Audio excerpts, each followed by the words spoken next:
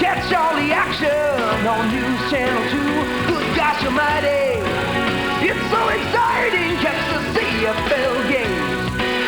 Yeah, Baltimore CFL games.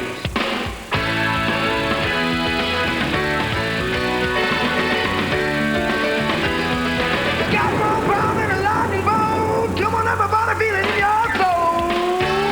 Football is back. Can you feel the heat? The tradition lives on. You got a front row seat. You're all invited. It's so exciting. Catch the CFL game. Hey, on News Channel 2. Baltimore CFL football on News Channel 2 is brought to you by Jiffy Lube. Every 3,000 miles, trust your car to the trained technicians at Jiffy Lube. By your Baltimore area Pontiac dealers. Introducing the all-new Sun Tire. And by Molson Ice from Canada, the land where ice was born. By Continental Airlines, peanut fares, low fares, no restrictions, every seat, every flight, every day. By Roy Rogers, hurry in today and enjoy the return of the $1.99 Philly cheesesteak sandwich at Roy's. And by Exxon, the ultimate gasoline. Welcome to Shreveport. We're at Independence Stadium, the 5-3 Baltimore CFL Football Club against the 0-8 Shreveport Pirates.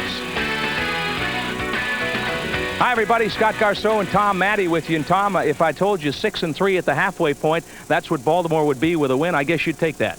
Yes, Scott, with 6-3, it would be great because I think in the second half with the defense coming on with Peyton and these guys, I think we could even be better the second part of the season. All right, tonight could be the Sean Jones coming out party. The rookie should play an extended period tonight. He could be a good one. Well, I don't think he's a rookie by any means. I think he's played for national champions. I think he's probably the best all-around athlete we have on our team, and I think that he's got the capabilities of making a lot of things happen on the field. On the Shreveport side, it's been a year of constant change. Forrest Gregg still searching for a team that can win a game. He's got two raw quarterbacks. Two raw quarterbacks, a combination of three completions for three passes. But I'll tell you one thing, anything can happen out here. This is a good coach. He's got a good marketability as far as team goes here, and I think that he's got a chance to do some great things here. All right, Tom, let's take a look at some of the differences between Canadian Football League rules and the American game.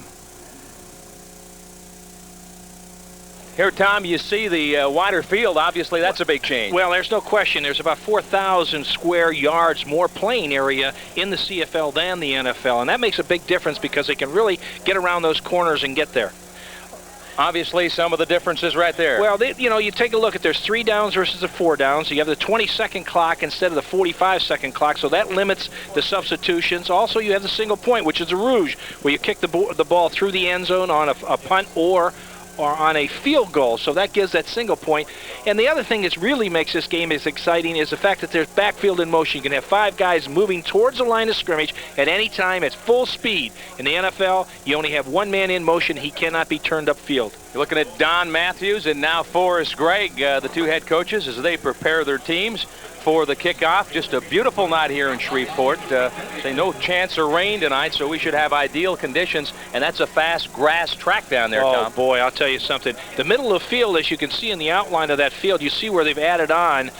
That to the sideline, that last 10 yards on both sides is real hard, Scott. It's like asphalt out there, but the middle of the field is well crowned, good drainage. It's a Bermuda grass out there. It's ideal conditions. It's soft and it makes it really fast. You can see right there, right out to almost where the hash mark lines are, right where the yard markers are, where the break is there. That's real dry and real hard, and boy, I'll tell you, it's dangerous because that wall is so close, Scott, to the playing field. There's David Lucas back to receive the opening kickoff. Donaligwe Buike just making his way out with the kicking tee now. Terry Smith is also back for the Shreveport Pirates. As far as these two are concerned, Lucas, pretty good weapon back there. He's had a long return of 61 yards, and he's 4th in the league. He's returned 22 kickoffs for 491 yards. There's David Lucas. So let's see if Iggy tries to keep the ball away from him. Iggy on kickoffs has been averaging 57.5 yards a kickoff. Remember, you got to get a lot of foot in it to get it in the goal line in this game. And we are underway. It's 0-0. Sends it down. A good kick down to the 6-yard line. Returned by David Lucas. The is at the 25. Penalty marker down, has a seam, and breaks it on the outside. He's at midfield and has a blocker. Only Iggy back. Iggy slows him down, gets a hand on him. He's still on his feet and finally tackled at the 30-yard line. But remember, a penalty marker is down. That tackle finally made by Ken Watson. And it's going to be brought all the way back, Scott. A great return on. Everybody's going to be huffing and puffing after that one, but there had to be a clip on the play. The flag is down at about the 24-yard line. Let's see if we can see it here. You said, Tom, Lucas was 4th in the league in kickoff returns, and this was a nice run. Great. He got great timing. Good move to the outside right there. Now watch him turn up the speed to the inside.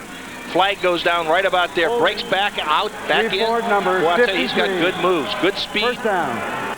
Well, a team that's 0-8 makes some mistakes, and obviously won here because Shreveport, instead of starting 1st and 10 at the Baltimore 30, will start at their own 20-yard line. 1st and 10, Shreveport Pirates. And the first question has been answered. The quarterback is Robert Hall, 6 feet, 173 pounds. He's thrown 3 passes this year, completed all 3 last week out of Texas Tech. And he hands off to Martin Patton. He's trying to get wide, and Patton smacked down.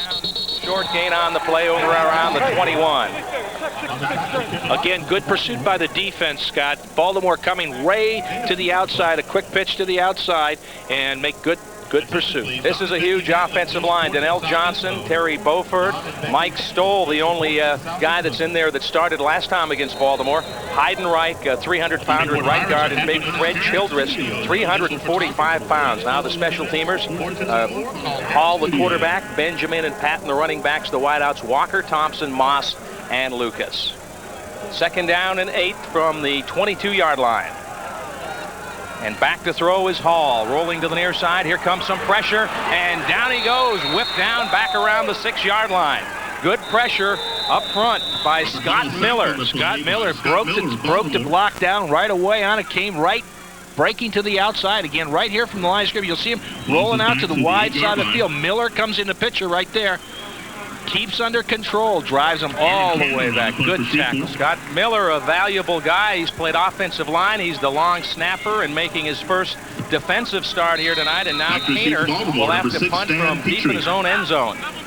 But with Bayless out, Scott Miller filling in there, doing a great job because, you know, Bayless is probably one of the premier football players, defensive linemen in the whole league. And boy, with him being out and not making a trip down here. Bad snap. Uh-oh, here comes a safety as Kaner picks it up and puts a knee down. So Baltimore on the board with a safety, and we saw a couple of bad snaps in Hamilton last week, Tom, and right out of the gate, a bad one really didn't give Kaner a shot. They'll have to kick back to Baltimore. You know, that's the kind of thing when you start off a game like this, Scott, and when Shreveport really has to get it on a snap here, it's a pickup, it's a first bouncer, and last week Josh Miller had a couple of those, did pick him up. This one didn't get there. Good pressure on the punter. He just drops him down to the ground and gets the 2 points. That wasn't a bad snap. That was a horrendous snap. That was about 5 yards short, Tom. Forrest Gregg's not going to be too happy with that. He's out there, and I can't blame him. Those are fundamental errors that cannot be made if you want to be competitive in this league. So it's a 2-0 Baltimore lead, and they'll get the ball back after the safety. Shreveport will kick off from the 35-yard line. Another little difference than American football. Normally you'd kick off at the 20 after a safety. So Kaner is going to tee it up on the 35. That is another different rule there too, Scott, because they would either punt it from the 20-yard line or do the free kick, it's a free kick, basically.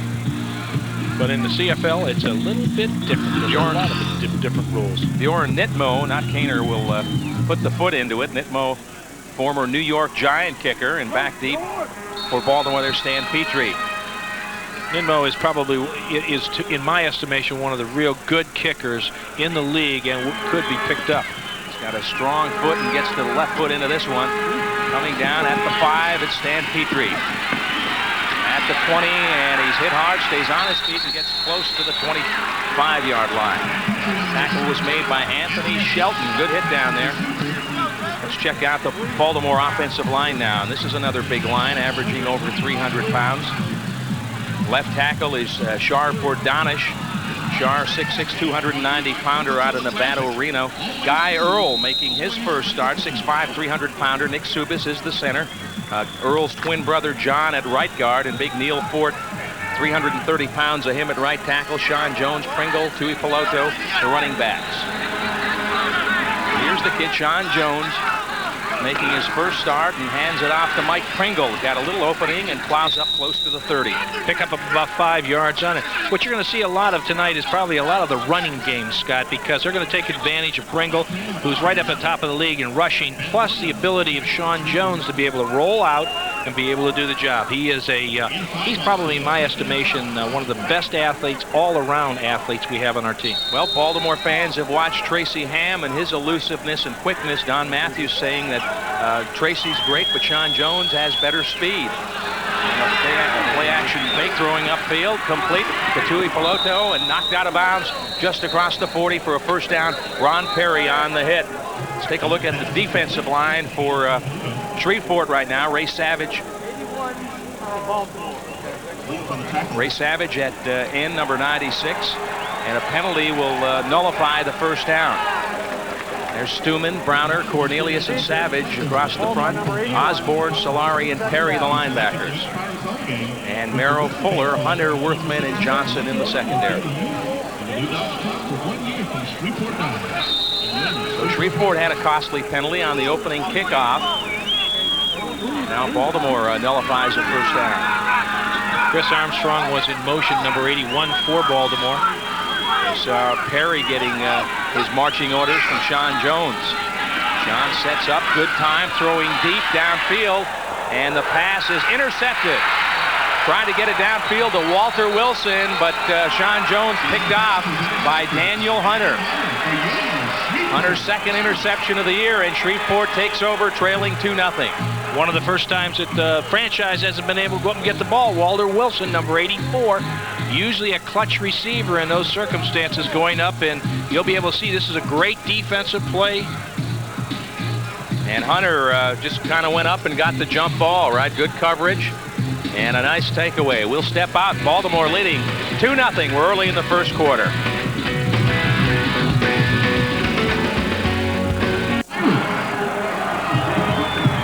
Robert Hall has just scrambled for a first down for Shreveport, and Hall showing some of his quickness here, Tom. No question. Here he goes right up the middle. It's a broken play, actually. He's supposed to hand it off to the inside and just adjust on play. Breaks to the outside, then gets around the corner, switches that ball to the outside. That's a good sign of a running back right there, and Hall just steps out of bounds after picking up a first down, picked up 20 yards on the play, Scott. So Hall made something out of a mistake, and here they come. Oh, and a quick hit in the backfield as Alfred Payton, who was let go by this team, puts on a little show there. He wants to let them know he's back in town, Tom. Again, Alfred Payton having a great game last week for Baltimore. Just comes straight down the line of scrimmage from the outside and nails him in the backfield. Didn't have a chance at all. And watch Alfred Payton go around. He's going to do his dance. He gets that defense fired up, Scott, and that's the key factor. Well, a loss on that play of 3 yards. Second down and 13 for Robert Hall. Hall, the leading passer in Texas Tech history, so he can throw the football. Sets up in the pocket, comes near side, incomplete. Try to get it to Steve Shipley, number 87, but good coverage, and that'll force a punt. Number 87, Steve Shipley. Again, the defense is doing such a good job putting pressure on the quarterback here, and Shreveport he's got to step up. Hall's got to step up and try to get rid of the ball on that one, but again, good pressure from that defensive front four. You don't have to get sacks, right, Tom? You just got to make them hurry. Make them hurry. That's a hurry. There's Aaron Canner. He will punt it. You see the numbers on him. 41.2 average. Has had a long punt this year of 74 yards. And back deep for Baltimore, Stan Petrie, standing on about the 12-yard line. Kicking into a little bit of wind here, so see if we should get some good field position. Canner with a short kick. Takes a good bounce for Shreveport, and Petrie's going to pick it up around the 10. And runs out of a tackle now. He's got some room. He's at the 30, 35, and just about broke it. That was the last man that had a shot, and before the game, Matthews said, that guy's going to break one soon. He has great quickness, and again, adjusting on the ball on this one. Petrie is he's an exciting young man and gets the job done out there. Again, but you Got to give him 5 yards to catch it. Once he catches it, he comes back over, gives a juke, breaks back to the inside, covers that ball up. Now watch him take off. Almost breaks a tackle here, splits the seam. A couple saving tackles right there. Otherwise, he's off to the races in 6 points. Well, the last man that had a shot really was Osborne, and he brought him down. Here's Jones setting up with the shotgun. Now reloads, and down he goes. Looked like he just lost his footing, tripped himself up, and he's down back around the 25-yard line.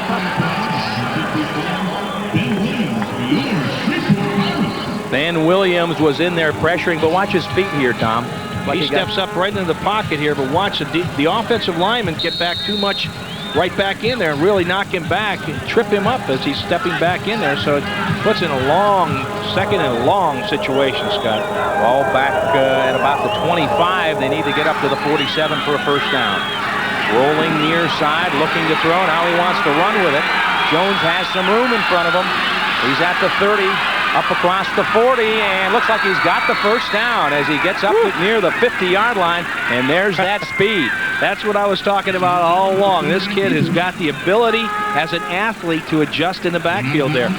Really rolls out to the back to the outside over here. Now watch him cut back, keeps that arm cocked, because good balance, and again the long stride. He's got 4.45 speed, knows where those yard markers are. Again, watch where he puts the ball, the outside, so that the defensive people can't knock it, but he knows what he has to get. Steps out of bounds, picks up the first down. Ball on the Baltimore 49. Baltimore on top 2-0 with a safety. 8:35 clock running here in the first quarter. Now under center. Jones gives it to Pringle. He's hitting the backfield and gets back near the line of scrimmage, but good penetration from that Shreveport defense. Defense all inside right there. That was just good penetration by the defensive line of Shreveport. Got into the backfield, made things happen, screwed it up for Pringle because he had no place to cut once he got the ball. Pringle's having a great year, as you can see there. He's averaging almost 5 yards a carry and is, I think, 5th in the league in rushing. Now it's 2nd down and 10. Back to the shotgun. Time for Jones. He wants to go deep. Has a man down there, and it is incomplete. Just off the hands of Walter Wilson. Looked like he had a step on the defender. He had one step and a great throw. If anybody has a question of whether or not Sean Jones could throw this football, he has done a wonderful job of just laying it out over that outside shoulder, and again you'll be able to see him crank it up. There's a super throw by him right there. Walter Wilson got it on. It would have been a great catch if he'd have got it. Mayrow on the coverage did a pretty good job, but that one just did miss. So on to punt is Josh Miller, and what a week he had last week. He had 11 punts and averaged over 50 yards on the 11 kicks. This one hangs up high. It's taken by Lucas. Lucas missed down there by Elvin Walton, but stacked up just across the 20 at about the 22. Good coverage by the special teams. Timeout. 7:32 left in the first quarter. Baltimore 2, Shreveport nothing.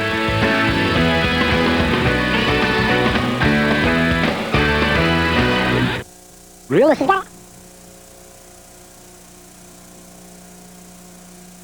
Bayless has got a wonky knee and also a bicep tear, and he just tore it in the middle of the game in Hamilton, and so we've got to get him well. There's a lot more football to play. I think if this was the Grey Cup game, Bayless might be able to play, but if we don't rest him now or soon, then we may lose him for the year. So Bayless is home, and Sean Beals has got a hamstring. Reggie Perry had a big game last week, so we felt that by letting Sean Beals rest a little bit, we'd be able to get him healthy, and we were able to bring Mike Alexander in from Penn State. So we've got some good replacements, and we need to rest our injured players. Okay.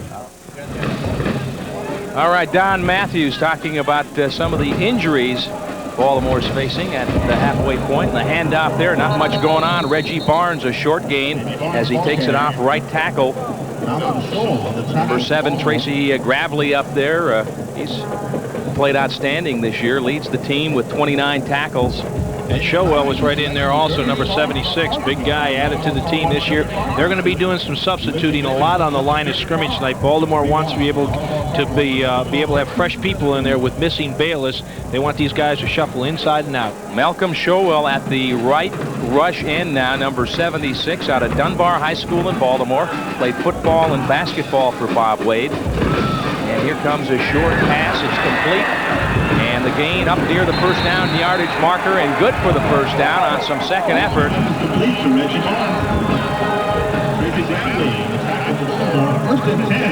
Reggie Barnes with the first down. Good run, Tom, after he caught the football. Well, he saw the seam right between there and really broke up, knew where he had to get the first down. It was great running on his part because that would have put him back into another punting situation, in and out in 2 downs and out on that third. So, you know, you can't leave the room around here too quickly because things change. Remember now, the Baltimore defense last week in Hamilton threw a shutout in the second half, so they have not given up a point since the first half of that game. Right up the middle they come this time, and nothing going on there. As Ricky Andrews, the middle linebacker, Robert Pressberry stacked up that play. Ricky Andrews, 6'2", 235 from Washington. He just filled the gap perfectly on that, read the play, stepped up inside, and drove the right back in the backfield. There you see the starting defense. There have been some changes made in that right now, but Peyton Miller, Pressberry, Showell's now in at that rush end. Tracy Gravely, Ricky Andrews, and Goodwin, the linebackers. And then in the secondary, they've done a great job. Anthony, Watson, Brooks, Anthony, and Irv Smith. Rolling out to the near side, it's Robert Hall looking upfield, has a man, and it's complete near the 50. Up near midfield is Terry Smith, and finally stopped down there. Another Shreveport first down, and Robert Hall getting a little momentum going with the offense. Boy, good rollout to the wide side of the field, and Brooks makes a tackle on that one to save a big gainer. Good strong throw this time, right to the sideline. Just beats it right there. Then the open field there. Now watch number 17 come in and get it. Here we are. Rolling out again. Another shot angle of this. This is a hard throw for a quarterback. So it's first down and 10, Shreveport, just about a yard short of the 55-yard line midfield. Hall fakes it now. He's rolling out the other way. Here comes Gravely, forced him to throw. It's complete. And about a 7-yard gain on the play. That's Charles Thompson, the former Oklahoma quarterback, on the reception. He's got breakaway speed. He can run the 40 in 4.4, so you got to keep a close eye on him. 5'9", 180 pounds, and is as quick as can be. Wishbone quarterback at Oklahoma, gotten some problems. Actually spent some time in jail and then came back and finished up his college career at Central State. Now they bring in the short yardage defense as Don Matthews runs in about 4 players on second down and a short 2. This should be right up Forrest Gregg's alley. Short yardage situation, a lot like Green Bay. Exactly have the same personnel, but they hand it off, and I don't think they got it. Martin Patton over on the right side, stacked up after a short game. Patton has been kind of their bread and butter ball carrier lately. He's picked up 191 yards in the last 2 games, and Shreveport's going to be forced to punt. Good job by the guys up front, Tom. Good penetration by the defense coming across. Baltimore coming right in there, making the tackle, stopping them for the first down. Got to go into a punting situation here. And look at the boss. He's not too happy that they couldn't get it on the short yardage situation. Well, I played with him in the Pro Bowl, and you talk about one of the all-time great offensive linemen that ever played the game. Hall of Famer, and has done a great job, is Forrest Gregg. Good personal friend, and got a chance to say hello. Forrest Gregg just last week named to the NFL's all-time 75-year team.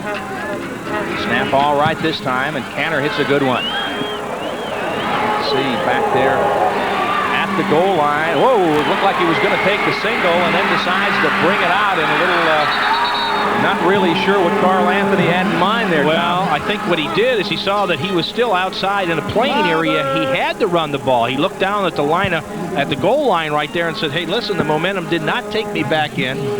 Watch right here. You'll see him, the ball bringing him in. Boom. All right, timeout on the field. 3:50 to play in the quarter. 2-0 Baltimore.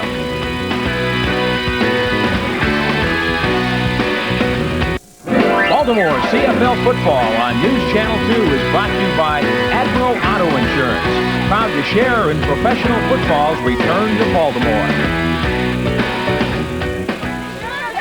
Well, not a whole lot of offense so far here at Independence Stadium in Shreveport. It's a 2-0 game, and the only points in the game came on a bad snap on a punt attempt from Aaron Canner. And other than that, Not a whole lot going on. Here you take a look at Sean Jones and the numbers on him early, 0 for 2 with an interception. Pringle with it. Picks up about 4 or 5, got across the 15. I tell you, that almost broke. You saw the hole to the inside. A great defensive play by Shreveport from stopping him from picking up a big gainer on that one, even though he did pick up 5 yards on the play. Ron Perry on the tackle for the Pirates. Second down and 5. Jones from the shotgun. Penalty marker down. Throws to the near side. It's caught. Good for the first down. Tui Pelotu, who got an earlier pass that was declined because of a penalty. We'll check this one out. Carlton Johnson, the right cornerback, made the stop. Offsides on Shreveport. They jumped across the line of scrimmage, Scott, on that one. We'll hear the official. No, we won't hear the official. Decline. First down. Okay, we did know that it was declined. That's referee John Ireland. And they'll take the first down. Ray Savage, the Pirate who jumped offside. Big number 96. Tom, one of the things you see a lot more, I guess, in this game than you might the NFL is weak side, strong side. Guys flip-flopping to the strong side of the field or the weak side of the field. Exactly. You'll see the strong linebacker, for instance, Alfred Payton, who's a little bit bigger than O.J. Brigance, being able to get to the outside and play that wide side, because that's where they'll try to get the quarterback to roll out. You have that big offensive guard pulling out, lead the interference. You want to have a bigger rush end out there than an O.J. O.J.'s, going around 220 at the max. I don't even think he's that big. They list him at 220, but it might be a I stretch, think he may right? be a 210er, and he's got the great speed, but you get the stronger linebacker to the wide side of the field, and that sort of helps out. Robert Clark to the near side. And it's a drop play to Pringle. He's got some room. Breaks a tackle at the 40, up to the 50, into Shreveport territory at about the 51-yard line. So Mike Pringle snaps off a good run, finally brought down by Carlton Johnson. And a good block by Clark out there, the outside receiver. When I was a running back, all you want those receivers to do is just get in the way so you can cut off them. But again, Pringle breaking to the outside, breaks the tackle there. He's got to get that football to the outside. Again, right here, he gets nailed, but I'll tell you something, that's a big pickup. 29 yards on the gain from Mike Pringle, so it's 1st and 10. Baltimore on top, 2-0, just over 2 minutes left, and up the middle he's going to run. Jones tucks it in and goes down to about the 33-yard line, pickup of about 7. Keith Browner brought him down. This is the thing that Sean Jones is so good at. Watch him, he sets right up in the pocket, sees the offensive line, open up a hole right in the middle there, takes off, keeps that arm up, almost breaks the tackle there. Tom, I guess when you're in man coverage, nobody has the quarterback, right? That's what you like to see, because this kid has great speed and great agility. Makes the cut back to the inside, picks up the good yard. That's the one thing that Tracy Ham, when he's healthy, has the capability of doing also. So it's 2nd and short. Over the middle, short gain on the play. They needed to get to the 40-yard line. Tui Pelotu, who doesn't get to carry the ball too often, has a first down. Tom, I think he has had 1 carry or less in 6 of the last 8 games, so he's glad to get the pigskin. Get the pigskin every once in a while. What he's using primarily for is a blocker or a receiver coming out of the backfield. He's got good hands. He's the kind of kid that you can count on catching the football. See, only 9 carries coming into this game, so the drive stays alive. First down from the shotgun. Sean Jones, good time, and that one batted down. Big Keith Browner, and one of the coaches telling us before the game that that's what he's been able to do for them, is knock down a lot of passes. 6'6", 265-pounder. In his second year, he was second year of the CFL, but here's a guy that played in the NFL, was a first-round pick of Tampa Bay back in '83. He also played for the San Francisco 49ers and Toronto Argonauts, so he's been around. He knows what's going on. In the final minute of the first quarter, clock running with 40 seconds left. 2nd and 10. Firing into the corner, and it is incomplete. Good coverage down there as Joe Merrow was all over Walter Wilson. And Iggy comes in. Number 00. Let's see if Iggy can tack a 3 onto the Baltimore 2 with 31 seconds left in the first quarter. There he is, number 0, Donald Igwe-Puike, out of Clemson. season. He's the 5th leading scorer in the CFL with 91 points, 21 of 27 field goals, along of 49. But he hit some bombs down here in that preseason game, Tom. He did. There was a 50-yarder with an offside penalty. He went right back to 55 yards and kicked it right for 55 yards. So he had some great, kicked 4 field goals in that game. John Conjemi, the holder, a 57-yard attempt. Good snap from Miller. Iggy gets the foot into it. And it's good. So Donald Igwe-Buike, who's really been hot, he's 14 of 14 inside 40. It's a 47-yarder there, and it's a 5-0 Baltimore lead with 11 seconds left in the first quarter. Iggy's got the foot into the wind helping us on that one there, and with 5 seconds remaining in this quarter, Shreveport will take over on the 35-yard line. Boy, it's good to have a kicker, isn't it, Tom? When you get down there, you want to come back with 3, but that was no chip shot, a 47-yarder. That was not a chip shot. He's been kicking very well, and Iggy's one of the real class clowns of the whole team, because they get him up singing all the time, and that Nigerian accent really makes it wonderful. Iggy's now hit 11 of his last 12, and here comes Shreveport, penalty marker down. A short flip, it's complete to Thompson. He's got a first down, but let's wait on the penalty as the first quarter comes to an end here. We'll wait for the penalty call. Carl Anthony made the tackle. A shoestring tackle at that, Scott. And the penalty against Baltimore will obviously be declined. And that's going to end the first quarter. Offside.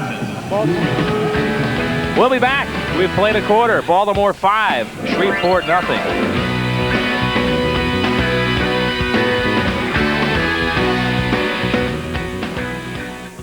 Day and Night Texaco, your fast and friendly convenience store. Scott, one of the interesting statistics right here is that we have outscored the opponents. The Baltimore team has outscored the opponents 57-29 in the first quarter. And the other statistic you want to talk about is the fact that this is 3 quarters now that they've gone without giving up a point.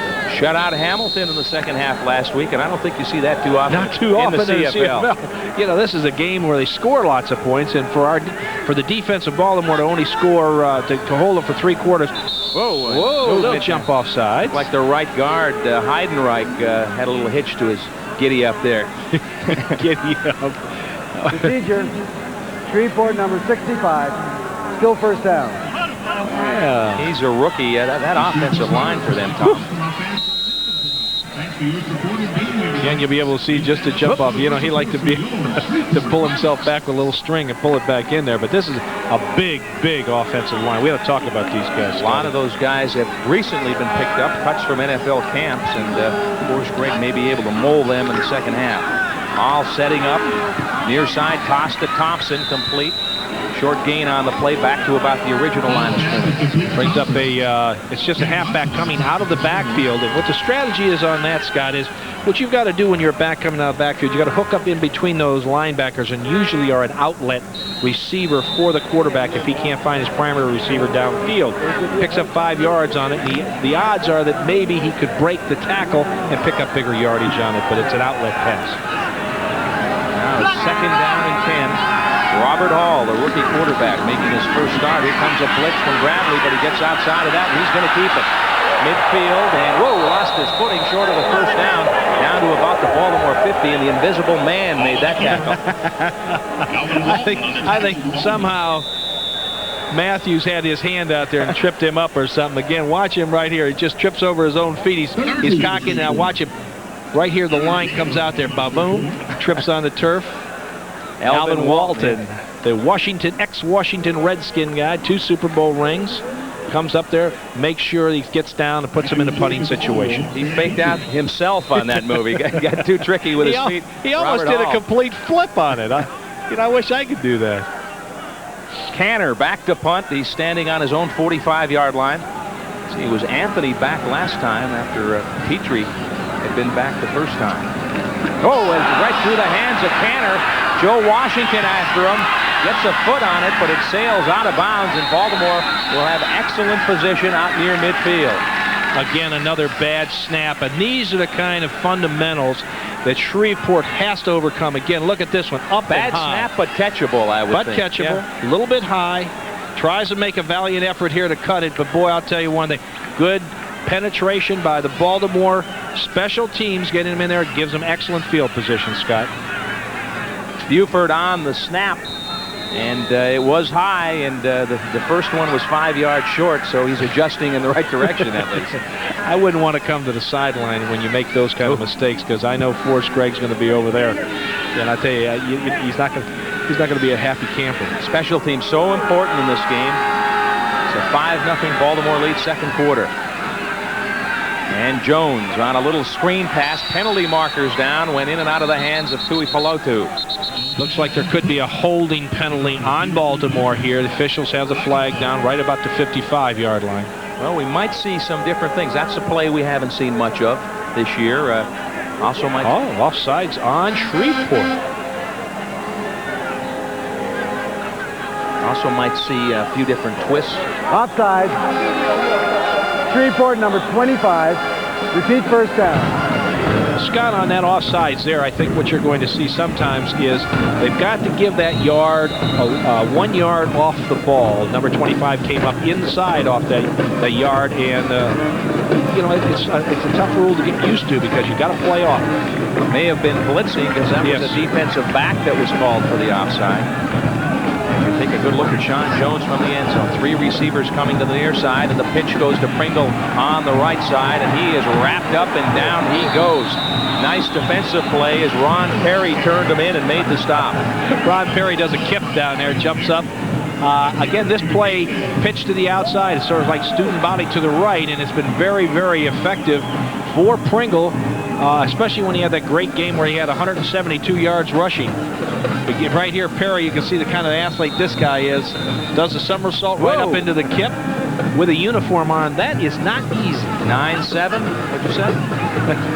Jones under some heavy pressure and flips it to Tuipulotu. How did he get it off? And Peter trying to get outside, but no, finally run down. Just not quick enough, and Shreveport has the football.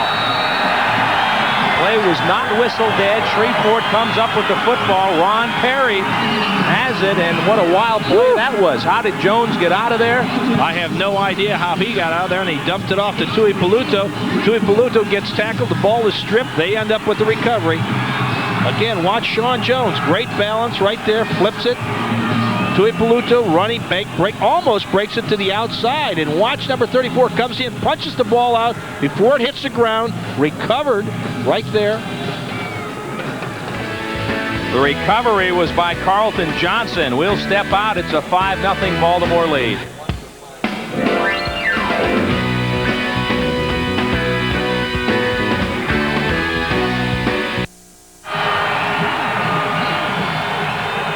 Scott Garcon, Tom Matte back with you at Shreveport. 2 turnovers for Baltimore so far, Tom. Turnovers are the key to any game, Scott, and when it's going against you, it's going against you. 1 interception by Sean Jones, and again, that fumble by Tuipulotu gives Shreveport the opportunity to have great field position inside the 55-yard line. Clark is the quarterback. Rolling near side. Has some pretty good protection there. Flips it upfield, incomplete. Gravely up on the coverage. It was intended for Lucas. Lucas again going out there trying to find that dead spot, and boy, Gravely coming right over across in front there. Again, roll out this side, easiest side to throw the ball, but again, now he's throwing it right there. Gravely's right in front. Boy, knocks it down, gets his arm in there. Good defensive play by Baltimore. Lucas was the guy in Baltimore that had a good game for Shreveport. Caught a touchdown pass and caught 4 passes for 121 yards, so they'll keep a close eye on him. He's got the speed, the ability to catch the football, and if they can get it out to him, he's a deep threat. So it's 2nd down and 10 here. The Baltimore defense trying to force a punt. Clark back to throw. Looks like he's setting up a screen. Barnes with it, and he went nowhere. And it could be a fumble on the play. Big pile up over there, right in front of the Baltimore bench. And Baltimore ball. Baltimore ball. Let's see who's down at the bottom of that pile. Looks like it's Robert Pressberry, the club. The club. Press, of course, wears that cast. He was at the bottom. I think he wrestled it away, Tom. Well, this is just great defensive play. Watch on the screen right here. Watch. I'm trying to see who that is. Just Matt Goodwin out there, getting out there. Great play, just balance and going through it. There's Pressberry coming in for the ball, digging, bringing it. Great camera coverage. Matt Goodwin fighting off the block. He's done it all year. He's got a sack. He's got 2 fumble recoveries. He has 3 of the team's 4 block kicks. He's 3rd on the team with 4 passes broken up, and he doesn't quit. He's a player. There's Pressberry, who recovered the fumble, and now the Baltimore offense ready to go. So back-to-back turnovers, and now it could be a delay of game, as it looked like the down clock ran out, and that's probably some of the inexperience of Sean Jones, Tom. Calling the plays right there from, and this is an interesting... Time count violation. Baltimore number 10. Still first down. Scott, the interesting thing about Don Matthews is he lets his quarterbacks call all the plays, and I think that takes, that takes a lot of confidence in your players to let a rookie like Sean Jones come on in here. He has to have the confidence in this athlete to do the job. Well, he wants him to be comfortable, and he'll make the calls. Man open, and he lost his footing. Chris Armstrong, like he tried to make a break to the ball, and you see him looking down. And that's the part of the field, Tom, that's it's like ice skating over there. The ground is so hard, Scott, that when you plant your feet, you're so used to in the middle of the grass with the Bermuda, in the middle of the field, you can plant and it'll stick for you. On that sideline, it's like ice over there. It's so hard. But that was a good throw by Sean Jones, and those are the kind of balls that has to be caught. Well, you'll be looking for him to get after Jones on 2nd and 15, throwing deep downfield and just a little too long. Streaking down there is Robert Clark. Carlton Johnson on the coverage, and it'll force a Baltimore punt. So we've got a defensive struggle here, Tom. The offense not able to cash in up to this point. Not able to cash in at all. And the thing that you've got to be able to do in these kind of situations is you've got to get that ball down the field, move it, and get in a scoring position. And the offense right now, with Sean Jones in a quarterback, is just not moving the football. And I'm sure Don Matthews is concerned about that. David Lucas back deep to receive the punt from left-footed Josh Miller. Good punt, driving Lucas back to about the 10. Trying to get outside, and down he goes. And good coverage down there. Alvin Walton right on top of it again, number 4. Here's a guy who's got Petrie too, Tom. And Stan Petrie also. But I'll tell you, these two guys are, you got to do a lot of things when you're playing in the CFL. When you only have 36 players on the roster, you've got to be on the special teams, and you've got to do a lot of things. Tracy Ham talking to Sean Jones right there. The one thing that I'd recommend right now is the fact that Sean is throwing a lot of the deep patterns. And I think what you've got to do is establish underneath those zones, be able to get the ball to your receivers, take the 10-12s, move it down the field. You can't get that big, quick hit all the time. And build the quarterback's confidence in the process. This is Hall. He's throwing far to the near side and overthrows his man, trying to get it out to number 81. But that ball was overthrown. Tony Moss. You talk about a lot of confusion, especially in Shreveport right here, right now. They've gone through so many quarterbacks. They let the first and second string quarterbacks go last week, and now they're starting 2 young rookies right here. But he's 6 for 8 for 54 yards, so he's doing a pretty good job throwing the ball. That one was just overthrown. Their other new quarterback, Robert Hall, more of an NFL prototype quarterback, 6'3", 220. Robert Cobb, yeah, he was in the Browns camp. This is Hall running it up the middle at the 10. 15 spins across the 20 to about the 22. There was a holding penalty on Alfred Payton back there. It was so bad. Defensive holding. A takedown? A takedown. It looked like a wrestling match there. Offensive holding. No. Yeah, offensive holding. Right.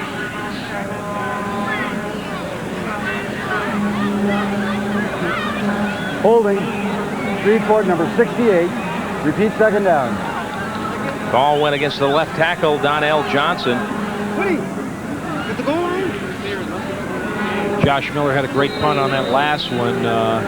47 yards and very little return, about a 3-4 yard return on it, so that's good net yardage. Big play here for the Baltimore defense.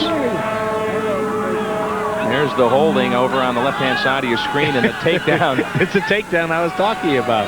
On O.J. Brigance, they just pulled him down. They can force him to punt here. They should have excellent position. Hall in his own end zone. Here comes the pressure, and he throws it away. Good decision. And Shreveport will be forced to punt from their end zone. Getting up slow is Alfred Payton, who is really putting pressure on quarterback Robert Hall. Payton still standing in the end zone, and now one of the officials coming over to see if he needs a trainer out there. And if there's a chance to see the end of the play here on a replay, you'll see Payton hit this ground over here. This is what I was talking about. Where that line ends, it's almost like landing on asphalt. It's so hard down there. They haven't watered that area at all, and you can even see cracks when you're walking down.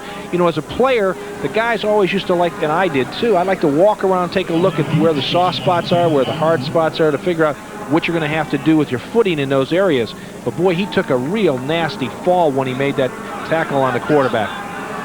So Payton getting attention from the trainers down there, John Lopez and Steve Kinsey. Doctor.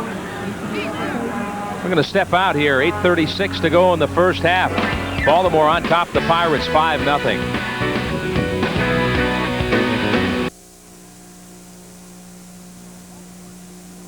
Baltimore CFL football on News Channel 2 is brought to you by your Baltimore Mazda dealer.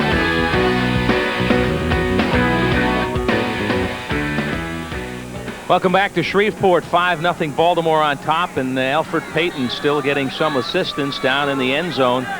Looked like they were working on the knee, Tom. Yeah, they were, and he's limping off pretty bad over there. I don't know what could have happened, but it was, you know, he could have hit that ground there or just came up with it real bad. See him having trouble trying to flex the thing a little bit. Scoring in this one, Baltimore got a deuce on a bad snap, and then Donald-Igwe Buike hit a 47-yard field goal of first quarter stats. Right there, not too much difference in either team. 5 first downs first. If you look at total yards, 88 to 75, not very impressive at all. Possession time almost equal there, so not too much of an offensive football game so far, but Baltimore on top, 5-0. The Pirates, are here.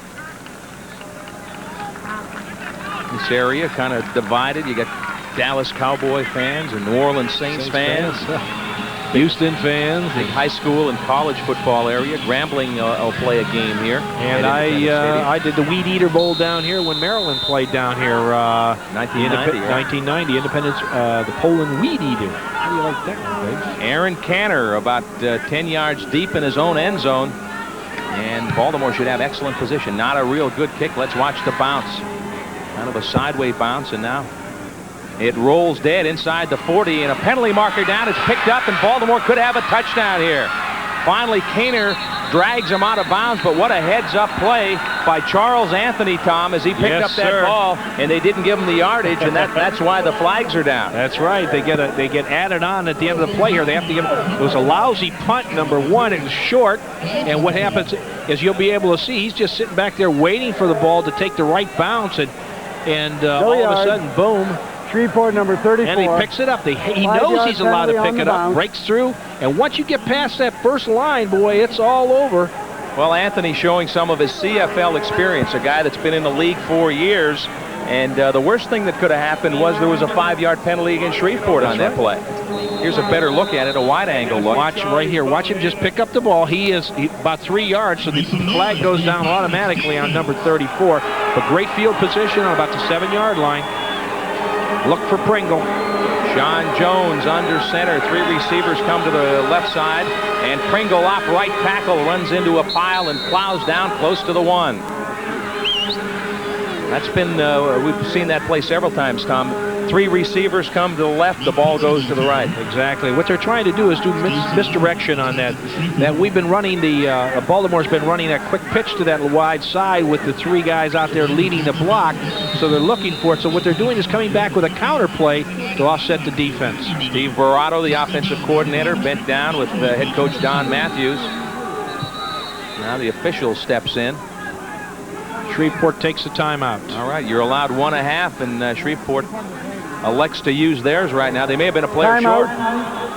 Shreveport. They may have been a player short on the defense, and Forrest Gregg is not a happy man, to say the least.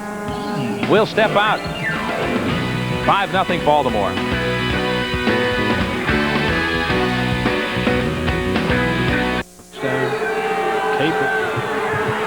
Well, we're back here, and Pringle with the handoff, and he is stacked up back around the 3. Shreveport with good penetration. That play never really got started. Never got started at all. Penetration by the Shreveport defense came right in there. Hunter and Browner stacked them up, and Baltimore had it right down on the doorstep, and that should give Shreveport quite a lift. And it should also give Don Matthews a headache, because the Baltimore team cannot get inside that and get the touchdowns when you have the great field position like this. You've got to score touchdowns. So Donalegwe Buike on to attempt just a chip shot field goal here. Shorter than an extra point, because an extra point is snapped from the 5. 10-yard field goal attempt out of the hold of John Jemmy. It's up and it is good. So they're 2-ing them and 3-ing them to death. It's now an 8-0 Baltimore lead with 6:52 left in the half. But Scott, with 8 points, Shreveport can come back, score the touchdown, go for the 2-point conversion. It'd be a tie game. Well, Don Matthews can't be happy that he was handed a gift as Anthony returned the punt down to about the 7-yard line, and you want 7 points when you get the ball in that territory, Tom. Absolutely, and it's an opportunity to score, and those are the kind of opportunities you've got to take advantage of. Baltimore has got to score once they get inside that 20-yard line. That's one of the problems that Baltimore's had all year long, is scoring once they get down to that what they call the red zone. So now Shreveport takes over on their own 35 after the field goal. Robert Hall back to throw. Good pressure from Bragance on the left side, and throws down deep and incomplete. And a penalty marker is down, and that call is going to go against Michael Brooks. Oh, yeah. It was a good throw by Hall on that, rolling back again against the grain, throwing away from his body, which is very difficult to do. Again, he sort of breaks out to the outside over there. Looking upfield for Terry Smith coming through right there. Ball is thrown, and watch the defensive back comes right over top of him. Baltimore number 17. First down. These walls are so dangerous right here. We've got to be able to stop them going right in the bench. Not much room between the sideline and a stone wall. We had to jump out of our last break, so commercial number 7 break coming up for our network stations. I'd like to welcome those fans watching the Baltimore CFLs tonight. Here's Brooks to the near side. Complete. Good spin move by Moss. He's across midfield and down close to the Baltimore 49 or 48-yard line. That was a nice play by Tony Moss out of LSU, 5'7", 175-pounder, a rookie. He spent 1 year with Chicago and also with the Vikings also. So this guy comes out, good throw, good step up. Again, given the juke move right there. Now watch the quickness he has breaking to the outside. Great move. Shook Ken Watson with that spin move and paid for it, didn't he? Got the first down. Shreveport trying to get on the scoreboard. 5:57 remaining in the first half. Hall taking the direct snap this time. Short drop, and now starts to scramble, flips it near side, and that was well covered. Probably best thing that happened was that Reggie Barnes didn't catch it because there was nothing going on. Carl Anthony, number 3, coming up for Baltimore, is just waiting for that ball to be laid in there. He could have picked that off, I think, and raced down the sideline for 6. Good decision by Hall throwing that ball away. That last, not too spectacular there. 3 plays, 8 yards. And it was an 8-yard field goal, so can't be too happy offensively with that. I don't think they went 8 yards because they took over on the 7. Back to throw is Hall. Quick toss over the middle, incomplete. Was trying to get it on a slant to Tony Moss. Looked like a mix-up in communication. That's what he's saying. And exactly what Hall is saying right there. Somebody should have been doing something different than what they did. Like 2 guys running the same pattern. Exactly. And this is where you know, you've got new quarterbacks in there. Guys are making calls, and you can see where the confusion happens if you're playing. So Hall looking for someone to the inside, 2 men in there. Good coverage by Baltimore. Patton could have been the guilty party, number 5. See him talking to his coach over there. Guy you know, Tom. Cotton Davidson, yeah. Davidson. Had a long talk with him. Great names in football. Canner to Petrie. Good hand. Makes the grab. Short gain as he gets up to about the 19-yard line. So good coverage by Shreveport.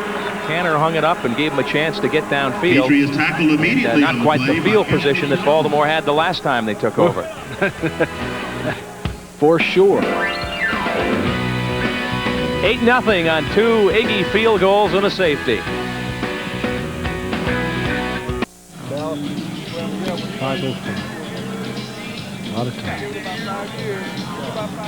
A long way to go for the Baltimore offense. 5:05 left in the half, and yeah, I'm sure they'd like to get something in the end zone, Tom. I think you're going to see a lot more of Sean Jones running the ball. The one thing that, in talking to Coach Matthews and the offensive coordinator, the one thing you want to do with Sean is to use that quarterback draw a little bit that was run so effectively against us. Let him take a couple steps back, pick his hole, and run. Clark and Armstrong to the far side of the field. This is Pringle on the delay, and he's got some room. 30-yard line, up across the 40 to the 45 and 46-yard line. First down, Mike Pringle. This is the one thing you want to do, Scott. Baltimore catches them in the blitz. Everybody gets through on penetration, but with that quick draw that they have and with Pringle's quickness, he breaks to the outside right here, knocks him down, then gets to the outside, makes a good move, has that defensive back really confused, tries to cut back against the grain, picks up great yardage on it. Daniel Hunter finally brought him down. Shotgun. Sean down the middle, fires it incomplete. Reggie Perry went up, and he really got smacked. Big hit. Number 24, Fuller, comes in and really sticks him hard on that one, but it was a little high throw by Sean Jones. Those are the kind, when you're coming over the middle, Scott, you want them down low by your belt so you can pick it up. But on that run right there, again, you can see how high that was, and boy, good tackle defensive by play. That run by Pringle was 36 yards on the last play. Fuller left his feet and delivered a blow and separated man from ball. Jones throws deep upfield and incomplete, almost to Chris Armstrong. Antoine Worthman on the coverage, and that'll force another Baltimore punt. The defense have dominated here in the first half. Neither team has been able to get the ball in the end zone. Pressure again being put on with the all-out blitz. I think they're trying to really come after Sean Jones to keep the pressure on him, and he had the offensive line's doing a good job for him to set up and throw. Again, that was a nice throw to the sideline, but let's take some of these shorter passes underneath, get the first downs, and keep control of the football. Back for the Pirates, Terry Smith and David Lucas. Josh Miller standing back on his own 30. Perfect snap. Looked like the fake might be on, but Miller puts the foot into it, and it's a good one. Lucas, and down he goes. I thought it might be a penalty down there. May not have given him yards on the play. Nope. Like O.J. Brigant's down to make the hit. That's a penalty on Shreveport. Let's see what it is. Probably a little clip or holding. Might have been yards. There was a penalty. All over the place, there's flags. Too many men. Shreveport. First down. Well, before when they took the defensive timeout, Tom, I think they were a player short. This time they decided to put 13 out there. And it gives Baltimore the first down. Whoa, what a turn of events on that. 3:31 remaining. And the special teams coach could be in deep trouble on this one, having 13 men out there. Forrest Gregg giving the official a little heat as well. But no matter what he had to say, it's Baltimore ball just across midfield, and another chance for the offense to try to punch it into the end zone. They're 54 yards away. Again, Scott, Shreveport's defense is really coming with the all-out blitz. Watch the linebackers lining up on the inside and really coming after Sean Jones. They're playing up almost. There's only one guy deep. There's 11 men almost on the line of scrimmage. And here they come again. Some movement down there, throwing down the middle, and it's caught on on the deflection. Chris Armstrong off the deflection from Antoine Worthman, and this one's going to be worth another look, Tom. There is a flag or something, a timeout down here. The three-minute warning. That's right. But boy, the deflection right here. Watch the defensive back goes up. He thinks he has the ball, and Chris Armstrong makes a great adjustment on good concentration. This is what you have to do when you see that ball. Hold on. Chris comes up with a great play. But again, Scott, defensively, went off his shoulder right pad. off his shoulder pads. And we're going to take a timeout, so we're just inside the 3-minute warning. Baltimore on the move. They lead it 8-0.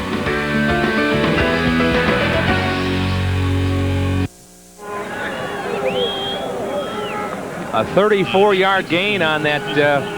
Well, it was a lucky play. That's all you can say. It looked like the defender had an interception, and it bounced off the shoulder pad of Antoine Worthman. And Baltimore knocking on the door down at the Shreveport 20. And Chris Armstrong leading the league in receptions with TDs, 8 of them so far this year. Great receiver, good concentration. 2:53 left, 8-0. First down and 10 from the Shreveport 20. They're showing blitz again. Down the middle, and it's caught by Armstrong. He's down to the 1 or 2 yard line. Good grab as Chris Armstrong went up and got it. Again, Worthman on the coverage. Scott, again, they're coming with the all-out blitz on Sean Jones, trying to keep the pressure on him. Chris Armstrong, again, right over the middle, going up for the ball, catching it. I'd say about 6 of his 8 touchdowns have come on that play. Exactly.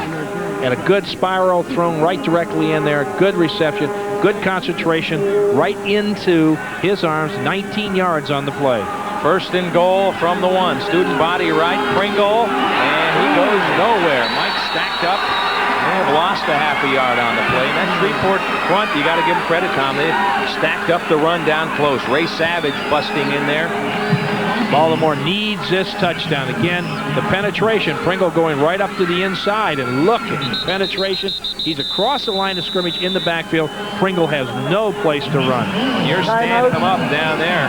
Baltimore going to burn a timeout here. They're only timeout of the half. Each team allowed 1 timeout.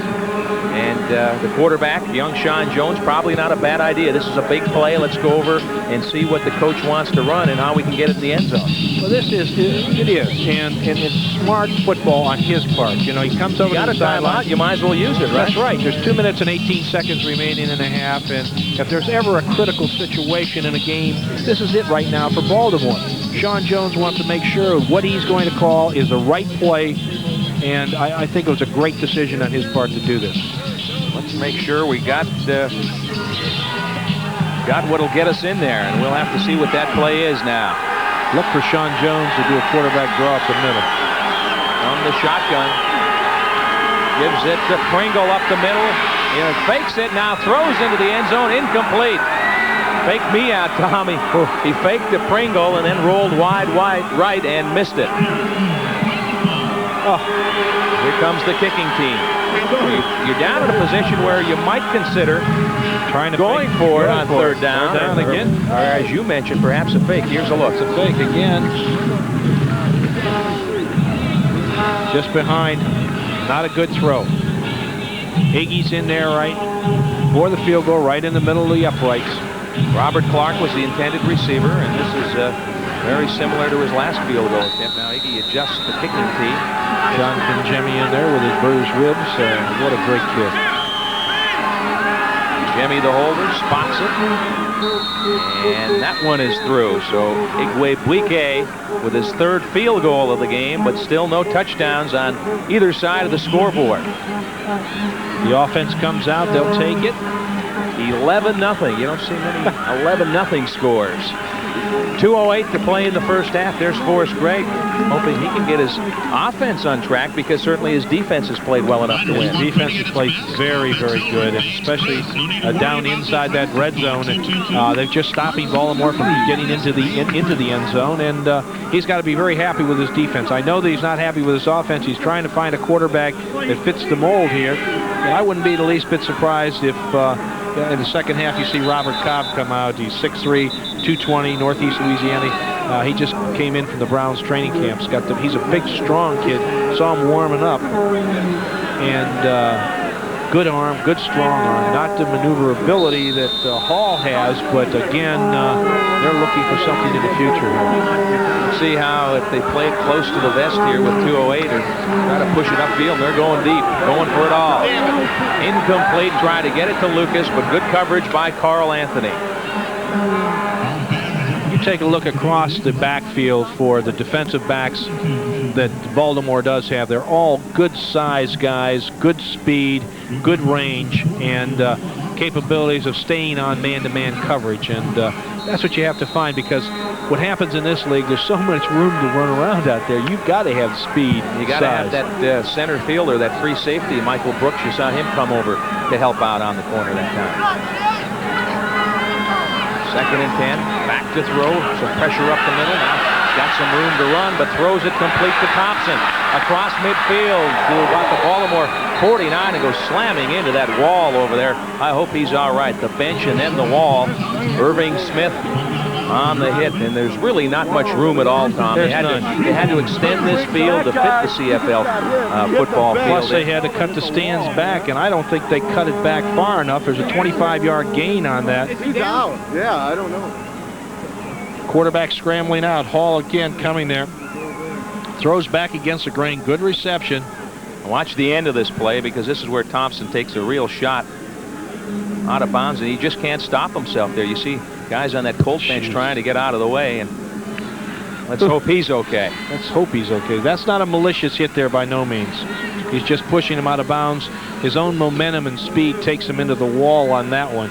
We've seen some real tough shots this year. One out in Shreveport, out in Las Vegas at Congemi took a shot going into the wall out there because the field is 65 yards wide, so in a lot of the stadiums, Scott, the people out there have to understand is in the NFL there's 53 1/3 yards, in the CFL 65 yards, so there's not too much room. Well, he's on his feet, and that's good to see. Well, I'm glad to see. You might remember the shot last week up in Hamilton, and Chris Armstrong, who was ejected from the game, was kind of a similar play on the sidelines. He's been fined by the league $750. Yeah, it's a... that may not sound like a lot, but when they're making 25 to 35, some of these guys, that's a pretty good chunk. Scoring drive this last time was 8 plays, 89 yards, possession, 2 minutes 52 seconds, and Iggy kicks another field goal, and Baltimore's on top, 11-0. That Pirate doing more than just dressing for the game. He's working down there on the sidelines. I want to see him with that sword. Where's his sword? So 1:50 left, plenty of time. Offsides. Flip over the middle, and it's picked off by Goodwin. Goodwin's at the 50. He's got some speed and gets wrestled down with a little neck tackle inside the 50. Gets back up and out. All kinds of guys still playing after the whistle, it looked like. A lot of time remaining in the half. 1:32. Matt Goodwin coming in. The penalty flag is offsides on Shreveport, which will be declined. Baltimore recovers the ball. And you don't want to get a ridiculous penalty over there. You see Don Matthews saying, get out, get on the sidelines, guys. Don't need anything. You don't want to mess with this guy, too. 345-pounder Fred Childress. Procedure. Shreveport number 5. Decline. First down. How about Matt Goodwin making that play? He just continues to make big plays. Earned a starting position. His second interception of the year. He's blocked kicks, picked up fumbles. He's done it all. Matt Goodwin, in my mind, Scott, and I have an opportunity to see these kids practice and work out all the time and take a look at what a great physical specimen this kid is. Not only great athlete, but boy, I'll tell you something, he works hard at it. He was on the track team at Iowa State. Now it looks like he wants to go deep. Jones throws it underthrown, and Armstrong adjusts to the ball and makes the reception down near the 5. Armstrong is that kind of receiver that always knows where the ball is, and it's just a great comeback on this. Defensive back thinks it's going over his head because he's running with the receiver. Sean Jones steps up, pumps it, throws it straight down. Chris Armstrong comes right back underneath the coverage, picks up the ball, big yard gain. And when you have man coverage, Tom, sometimes those things happen. That's right, because they're trying to put, Scott, with their strategy of the game plan that Shreveport has right now that I can see, is they are trying to put that pressure on Sean Jones with coming with the blitzes. But in doing so, you're putting man-on-man coverage with the defensive backs, and this is where you've got to be able to find out what's happening. See a Baltimore player getting some attention down there at the 15-yard line, kind of blocked out from our view. Can't find out what number it is down there. Chris Armstrong. He is down on the field there. I don't know what happened to him on that one. Maybe when he slid. But it is Chris. He'll get up. John Lopez right there, the good doctor. Dr. Gertson's not here, but I also want to say hello to my good friend Dr. Gelfont. He may have pulled a muscle in his hip right there, coming down. Boom. Oh, he could have landed on it, but...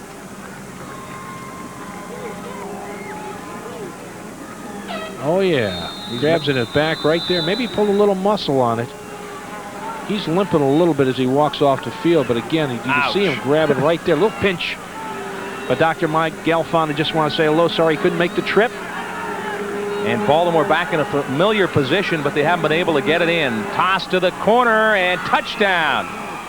Number 5, Mike Alexander, who's making his Baltimore debut tonight. The former Penn Stater got loose in the corner, and Carlton Johnson couldn't find him, and Alexander has the first touchdown of the game. First touchdown of the game, and I think that's his first reception of the year. That's not a bad way to start off for a new addition to the team. Well, he spent about 4 years in the NFL and was in the Raiders camp, was a final cut with them this year, and you see him adjusting to the ball similar to what Armstrong did. Exactly, and you're doing man-to-man coverage right there.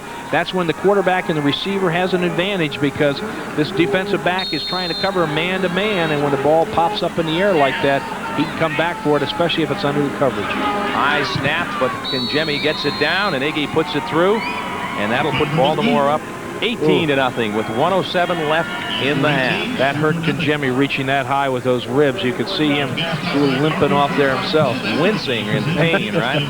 Tell you what, you got bad ribs, and there's not much you can do without hurting yourself. And Igwe Bike scores another point now. Of all the kicks he's had this year, Baltimore's kicker Iggy has scored on every kick except one, which a blocked extra point last week.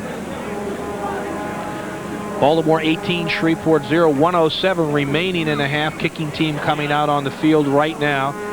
A nice night here, Scott. A little cool out there, a little breeze. And here's how the scoring drive went. 2 plays, 57 yards, and the big one was a pass to Chris Armstrong. One to Armstrong, one to Alexander. Made it look easy that time. Made it look easy this time.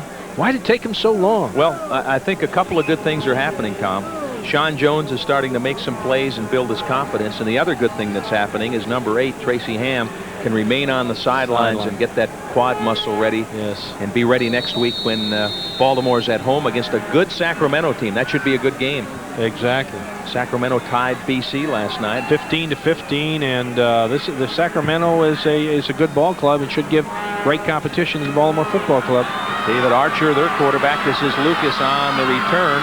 Dancing around at the 30, across the 35. Nice return. Got it out to about the 38-yard line. Lucas has that speed to go all the way on any given play, Scott. And again, that time a good move to the outside and got up the sideline, gives Shreveport good field position. 58 seconds left in the half. Alvin Walton on the tackle again, and here's a guy that, you know, he's been around the NFL and he's still out there hustling on the special teams because he wants to make it. There you see the Baltimore season results. A win here tonight would give them 4 wins in their last 5 games, and really in a good position as they enter the second half of the season. That 6-3 would give Baltimore a great positioning as far as getting home field advantage if they make the playoffs. Penalty marker down, and now the ball is loose, and Hall jumped back on it. Boy, he got a good hop. It kind of laid there. Pressberry and Scott Miller were after Robert Hall. Penalty marker. Penalty marker. Scott Miller coming in with a great tackle. Here's the official. False start called against Shreveport, and they may want to decline that. It's a loss on the play. Procedure, Shreveport, no end, decline, second down. No end on the play. Boy, they've had some problems. Too many, not enough, no end.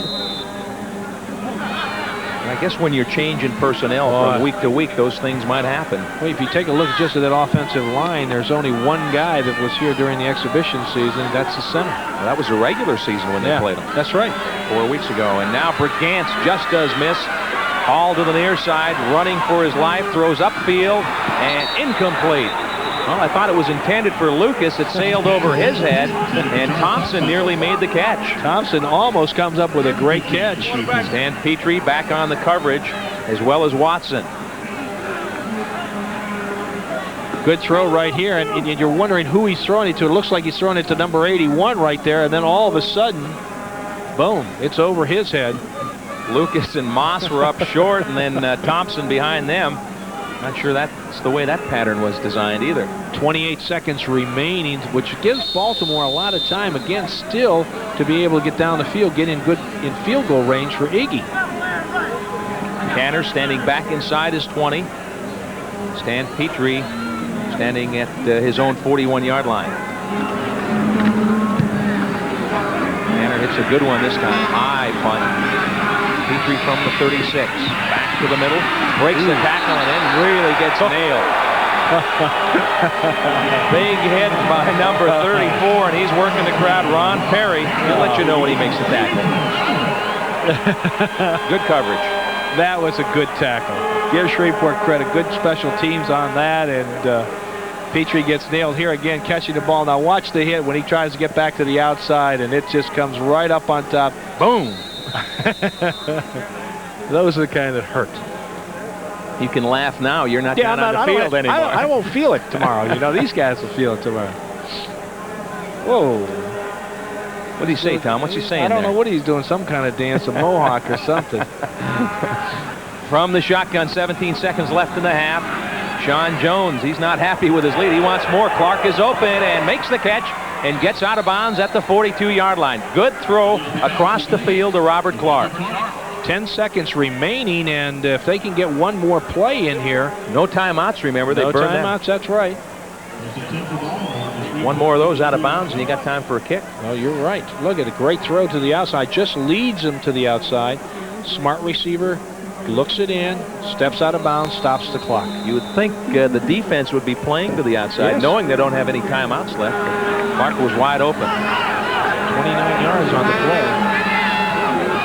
Jones has room to run if he wants it, and now is going to get it upfield into field goal range and out of bounds at the 25. Great play, 1 second left. So here comes Iggy.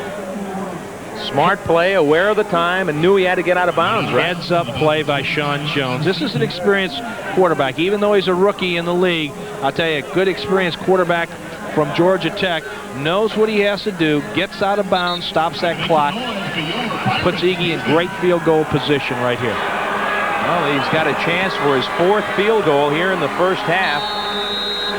This is right in his range at about 32 yards. Miller the snap from Jimmy the hole. The kick is up. And it's no good. And now we'll have a return by Lucas. Going to try to run it out, and he's dumped right down near the goal line. Peter Tuipaluto with a good job and a nice tackle.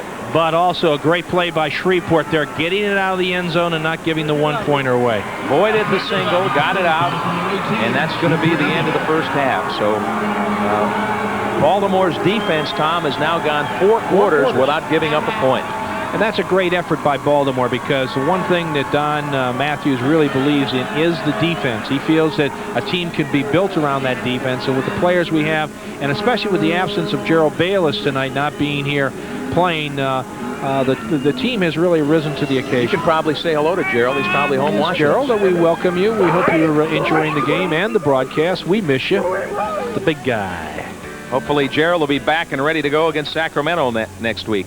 We're at halftime in Sacramento. Forrest, Greg, checking the scoreboard maybe one last time. It's 18-0, Forrest. Your guys are on the low side.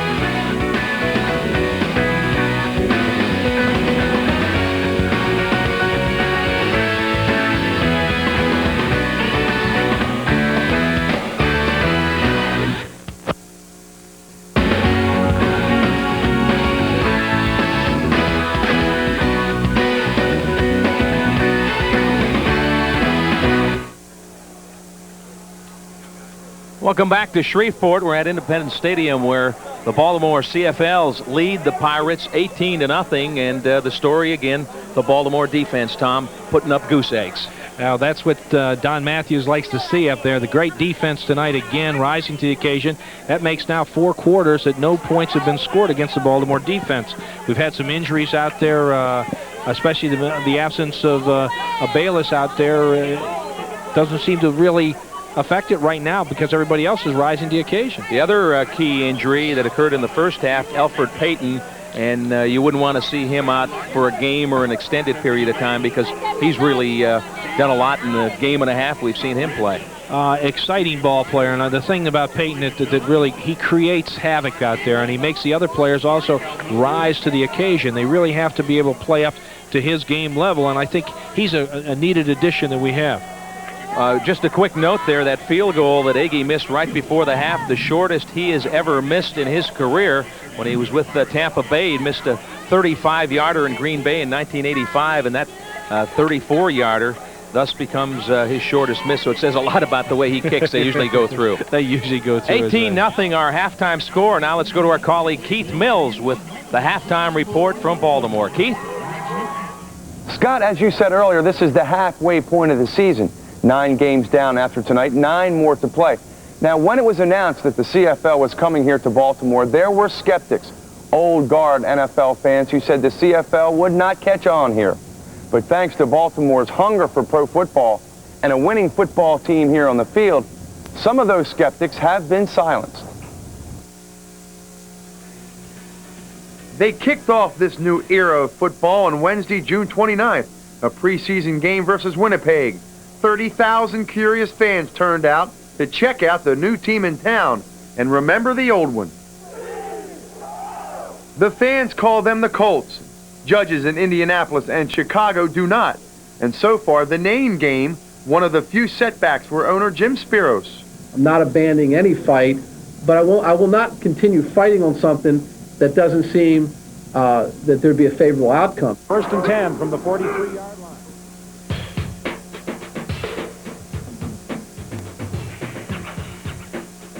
Hooked up on this TD, and the CFLs beat the Argos, the first win in franchise history. Later, the owner was given the game ball by head coach Don Matthews. Let's show them what we do when we win. Ready? The home opener 9 days later. Doug Flutie and the Calgary Stampeders invaded Memorial Stadium, and the former Heisman Trophy winner from Boston College proved why he's won back-to-back CFL MVPs. He led Calgary to an impressive win. The game marked the return of the Colts band and drew a crowd of nearly 40,000. Just a very enthusiastic crowd. I mean, from the pregame, people were on their feet. They were cheering. They were doing the cheers with the announcer. The CFLs have won 4 of their last 6 and have made national headlines. Sports Illustrated features Baltimore's no-names in late July. A crowd of over 40,000 turned out for a Saturday night rematch with Toronto. But Mike Pinball Clemens spoiled the party, scoring a pair of TDs and throwing one more and wrecking havoc with the CFL's defense. The night also featured the first Ring of Honor ceremony. John Unitas, Art Donovan, Lenny Moore honored for their Hall of Fame careers with the old Colts. Once again, Jim Spiros linked the old tradition with the new team with great results. Thank you very much. Despite the winning record and the big crowds, the highlight of the year may have been August 10th. Mike Pringle and the CFLs beat Hamilton 30-15. It was the 100th career win for head coach Don Matthews and a victory bath from defensive tackle Gerald Bayless. Kind of looked like he was mad for a few seconds, but then I guess that cold water effect kind of hit him and he kind of froze up. So. I said, hey, man, you know, what do I tell you all the time? Players win games, and all I've done is ride on a bunch of guys' backs, like you guys, for a long time, and I appreciate it. Don Matthews, 55 years old, native of Amesbury, Massachusetts, the former head coach at British Columbia and Saskatchewan. Along with player personnel director Jim Popp, Matthews is the architect of the CFLs, and though he shuffles the roster virtually every week, his results have been impressive. Well, it's been a great experience for me. It's rejuvenated my interest, and I'm like a kid again in a candy store.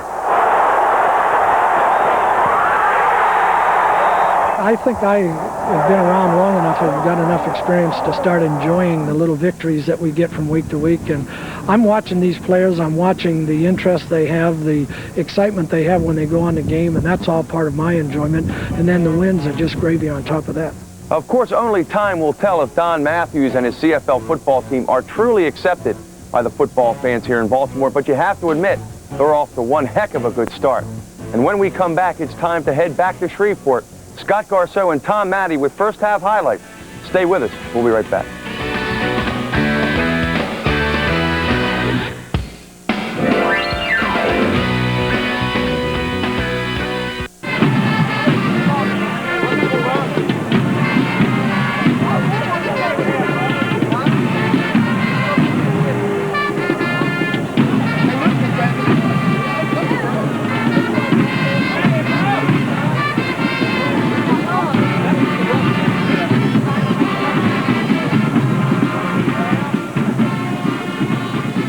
The Woodlawn High School Band, part of the halftime festivities in Shreveport tonight, where Baltimore is on top of Shreveport 18-0 at the half.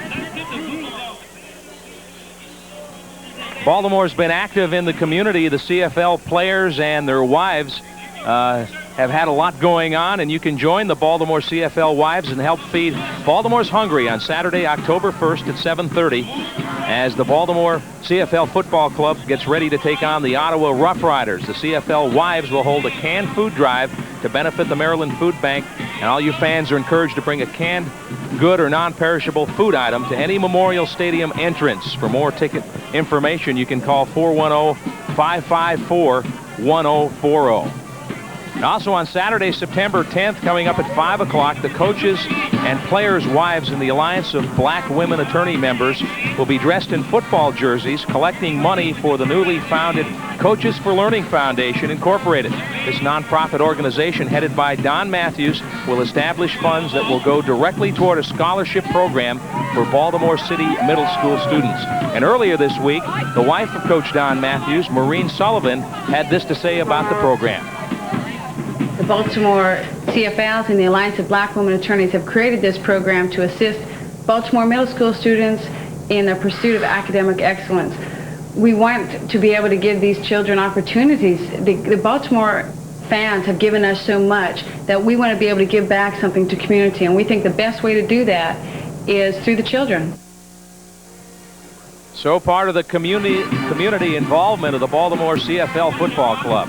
If you'd like to get a super seat for Baltimore CFL football, 3- and 5-game mini plans remain, and you can call 410-554-1040 for more information. 18-0 our halftime score. Baltimore on top of Shreveport. We'll return to Independence Stadium right after this.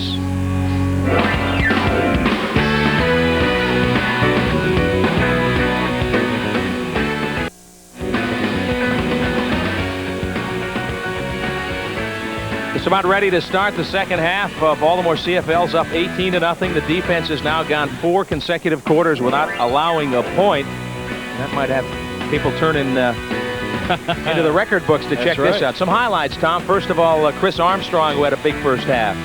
Again, Sean Jones just throwing it right down the seam again. And Chris Armstrong, great concentration. Defensive back for Shreveport coming up.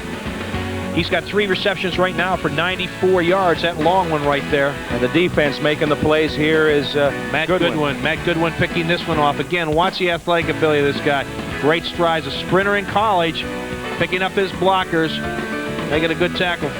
Getting that ball out there hanging like a loaf of bread. Fumbles a little bit, but recovers. Picks it back up. Keeps right on going.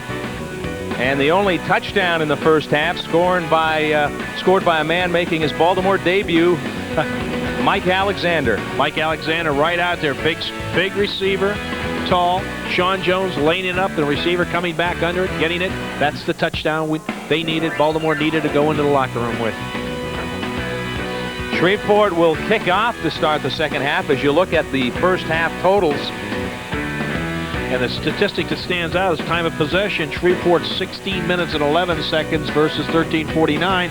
If you take a look at the total yardage, 280 to 135, and the rushing is unbelievable because Pringle's having a good night already. 75 yards rushing in the first half, and Sean Jones has almost 50. Shreveport has not been organized in the first half. That's one thing that's hurt them, Tom. They returned the opening kickoff back to the Baltimore 30.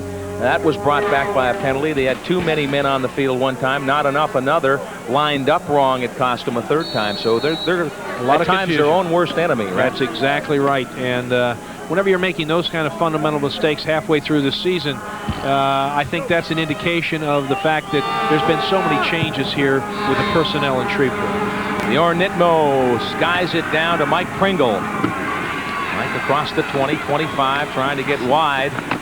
And down he goes, forced out of bounds right around the 28-yard line. Tony Moss knocked him out. So here comes the Baltimore offense, led by Sean Jones, who's making his first pro start here. Sean last year was a defensive back with the Minnesota Vikings, but it's always been his dream to be a pro quarterback, and he wanted to pursue that, and he's getting his shot here tonight with Baltimore. Well, the athletic ability that this guy has, and I think Don Matthews is taking a look at him. This kid has the potential of being one of the real great quarterbacks in the league, primarily because of his scrambling ability and the great speed that he has and the good arm. So from the shotgun, first down and 10 from the 28. There's that scrambling ability as he eludes the rush and has a wide open man, but he missed him. Clark was all by himself, and I think Sean would like to have that one back. Pull that string back on that one. Again, Shreveport coming out with the blitz, coming right after Sean Jones again, and this puts man coverage on him, but Sean is rolling to the outside, throws back against the grain, just throws it back too far for the receiver to come and get it. It was just, Clark had the opportunity to get it, but it was thrown behind him. Now Armstrong, good to see him back in the game. He was injured late in the half. Walter franchise Wilson Armstrong to the near side. He's going the other way, intended for Perry, and just broken up at the last moment. Good job by the defense's Carlton Johnson with the breakup. Whew. That's a sideline pattern all the way to the outside. Gave enough time for the defensive back to come right across. Again, Sean Jones setting up, throwing. You can see how far a pass this is. Great defensive play by Shreveport. Those kind sometimes turn into defensive touchdowns. If he could have picked that off, he'd have been off to the races real quick.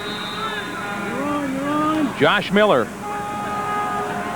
back to punt for Baltimore.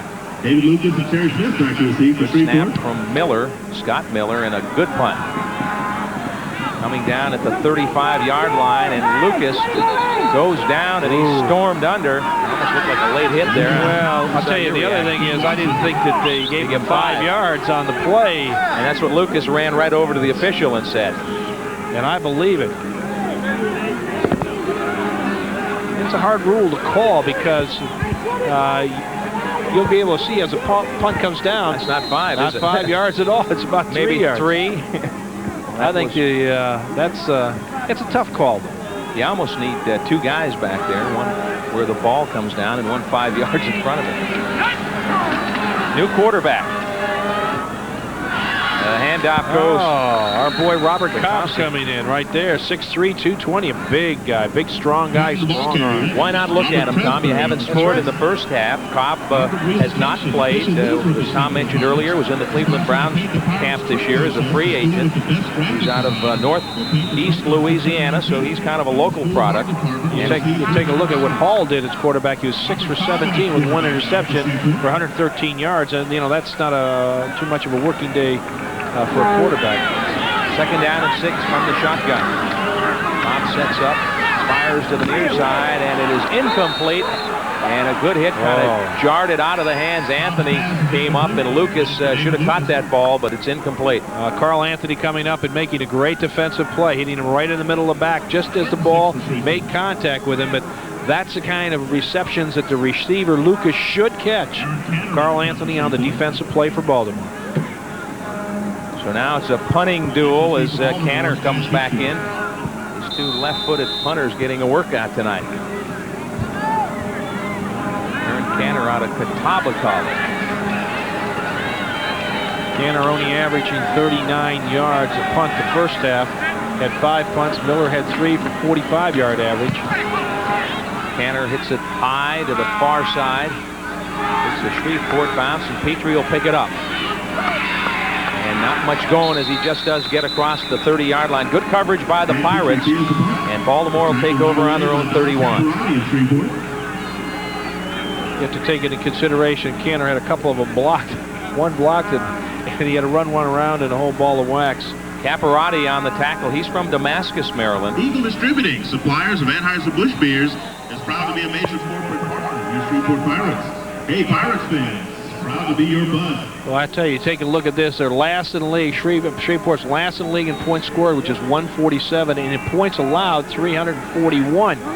So that'll get you on 8. Well, Shreveport's got a lot of work. It's a franchise team. They've got a lot of work to do. Pringle with some room up to the 50 across midfield. He's all the way down to the 49-yard line of Shreveport. Finally tackled by Solari.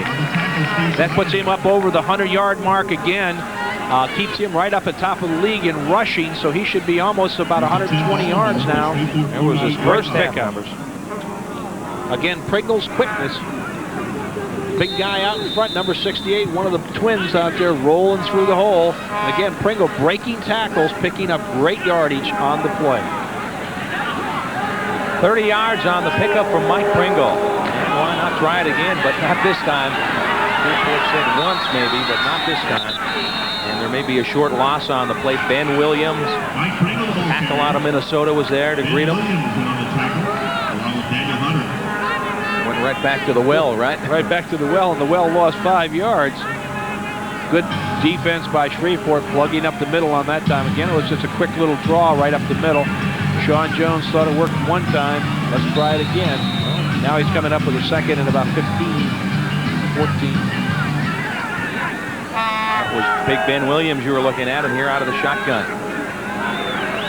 Penalty marker down. Shreveport may have been offside. Short gain on the play. As Sean Jones had to unload in a hurry. Felt the pressure. Pascal Davis in on the stop. Let's hear what the official has to say. It is offside. I think somebody down here on the right end, on the right rush end perhaps, or a backer. John Matthews sending out instructions. Offside. Shreveport, number 96. Repeat second down. It was the right rush end, Ray Savage, who was a snap count early. And if you see somebody across the line of scrimmage, you know they're in trouble because you have to be a yard off the ball in the CFL. Second down and 9. Down the middle he goes, and it's caught by Armstrong, and he gets bounced down at about the 7. The seam pattern again, Scott Wright again, and Sean Jones throwing that seam pattern, and Chris Armstrong is one of the guys who can run this pattern the best on the team as far as I'm concerned.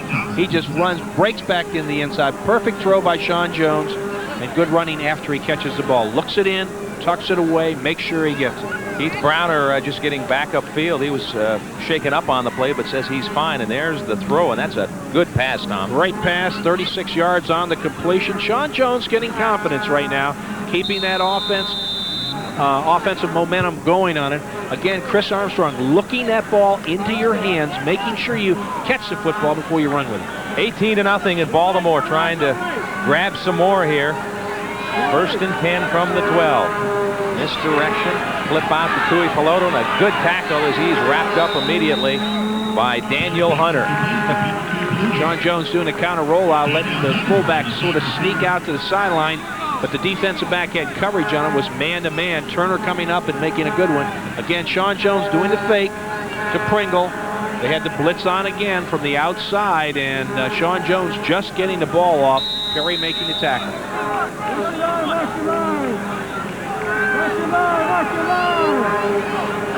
Second down and 9. Sean sets, pumps, throws to the back of the end zone, and Armstrong goes down. He got tangled up back there with Fuller. He's hoping to get a call, but he won't get it. No call on that one. Looking to the inside on that one. Sean Jones looking for the post pattern back to the inside. Penalty on Baltimore. I believe the penalty will be declined, which will give him a 3rd down. They want to give him another shot. Offside. Baltimore, number 84. Decline. 3rd down. Got the franchise across the line of scrimmage that time, and there's Forrest Gregg, NFL head coach with the Browns, took the Bengals to a Super Bowl, also with Green Bay. He's the athletic director at SMU before he decided to come down here to strap that whistle back on. Strap that whistle back on, get back in the fun. Say one thing, Tom. the Shreveport people we've talked to seem to have patience. They understand that this is an expansion team, and sometimes it takes a while to get it going. Here's Iggy. Jimmy got it down, and it's up and good. Scott, the thing about Shreveport, this is a football town like Baltimore is, and the fans here understand what it takes to make a football and make it happen here in this town. 8:56 left in the third. It's now 21-0.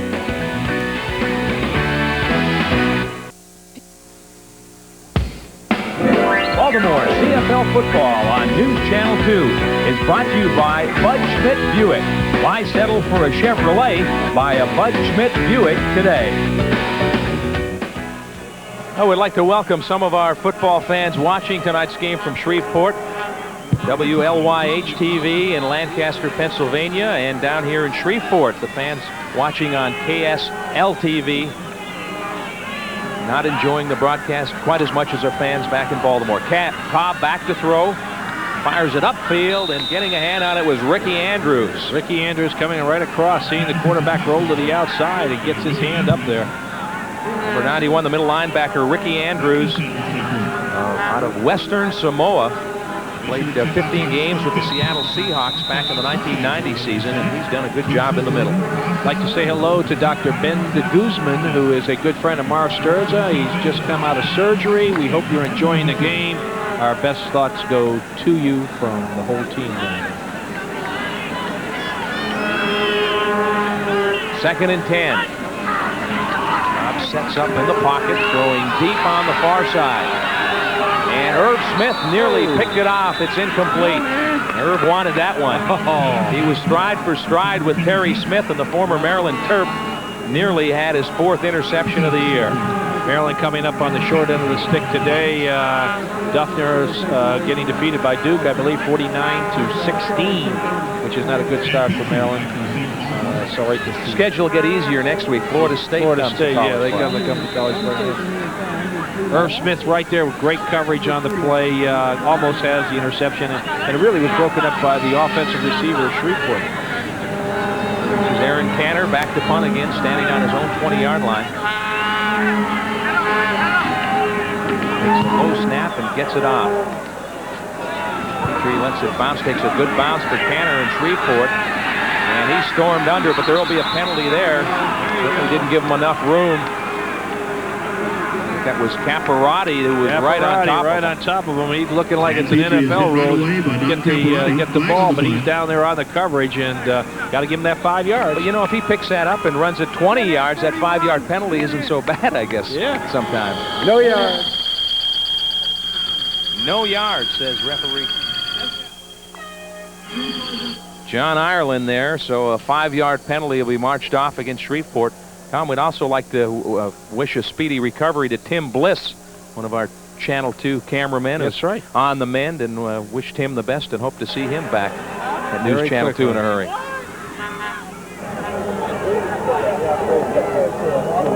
There you see the numbers on Sean Jones. Don't tell the entire story. Off to a rocky start, but he's settling down, has made some big plays. Down the middle, incomplete. Sean setting up there because the offensive line is giving him plenty of time to set up in that pocket and throw. Not too much pressure from the defensive line that time. Sean just coming down over the middle, throwing a little behind the receiver. Haven't had a chance to talk too much about Guy Earl and John Earl. Yeah, the twins. Twin brothers starting two sets of twins on the Baltimore team right now. The good ones and the Earls. These guys are big men. Steve Barato, the offensive coordinator, is also a freak. John's going to run with it. No, he pulls up and throws deep. Incomplete. Clark was breaking downfield at about the 45, but penalty markers down. Here's an opportunity where I think Sean should have just tucked that ball under his arm and ran for it, get what he could out of the play. 3.95. Repeat second down. Greg Stuman, a talented rush end, called for the offside. Stuman was the defensive player of the league, a veteran, been around a long time. In '87, with British Columbia under Don Matthews, he was the defensive player Oh, the year in 87, yeah. He had, what, 23 sacks, 23 sacks? And his wife was working the desk That's right, at the hotel. At the hotel and telling all the guys when they checked in, look out for number 95. There goes Pringle up the middle, and look at that leg action as he keeps moving and plows up to about the 45-yard line. What a determined run by Mike Pringle. Well, they got off on the quick count here. You can see, and what Pringle is doing, and this is what all backs should be able to do. Watch just a little quick draw right here. Boom. Following that guard, that's your meat horse right there. Breaks out against him, but watch how he keeps those legs driving, Scott. And that's where you determine whether you're a good back or just an average back. You get that extra yardage, picks up the first down, keeps the drive alive. Got an extra 5 or 6, and now Pringle has it again. Off right tackle's got some room and leaps forward for a couple of extra yards up close to midfield. Picks up again, just that quick off tackle play right there. The offensive line doing a good job letting Pringle be able to make the choice of which way he wants to go, inside or outside. Almost breaks a big gainer, but picks up about 8 yards on the play. Solari on the tackle and a pickup of about 8 on the play. Jones calling out the play, turning side to side so everybody can hear the signal. And straight ahead is Peter Tui Piloto. Looks like he's got the first down, but a flag down. And I think we're going to have a holding penalty on Baltimore. The umpire made the call, and that's usually what he's looking for. You can see that flag went up about 20 feet in the air.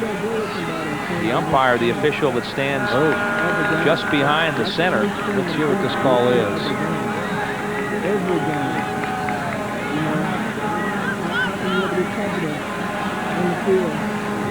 John Ireland. Tripping. Baltimore number 51.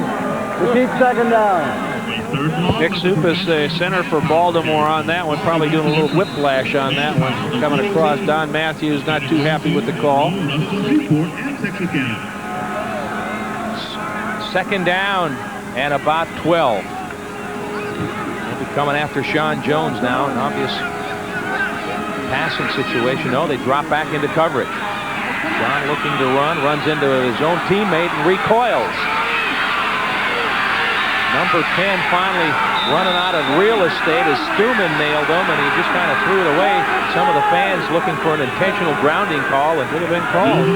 Stuman keeping after him, but Sean Jones showing that you got to stick with him. Watch him bounce around. Look like pinball out there. It looked like the pinball wizard here. Look at him come in there, bounces in, runs his own man, steps back up, comes back in the pocket. Now he breaks Stuman. Stuman's coming to put a good pursuit on him. David Lucas back to receive for Shreveport. You can see how close that wall is again on that and that's so far dangerous. side. For these athletes, it's just so dangerous. Josh Miller to punt. 4:57 left in the third quarter. 21-0 Baltimore. Good pressure and it's blocked.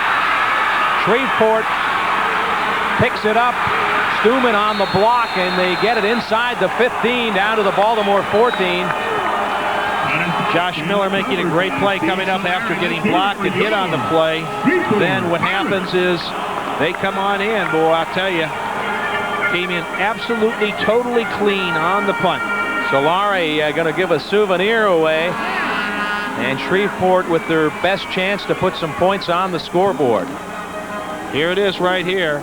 Right up the middle. Boom. That's Stuman. And here comes Solari, who will scoop it up. We'll be back right after this.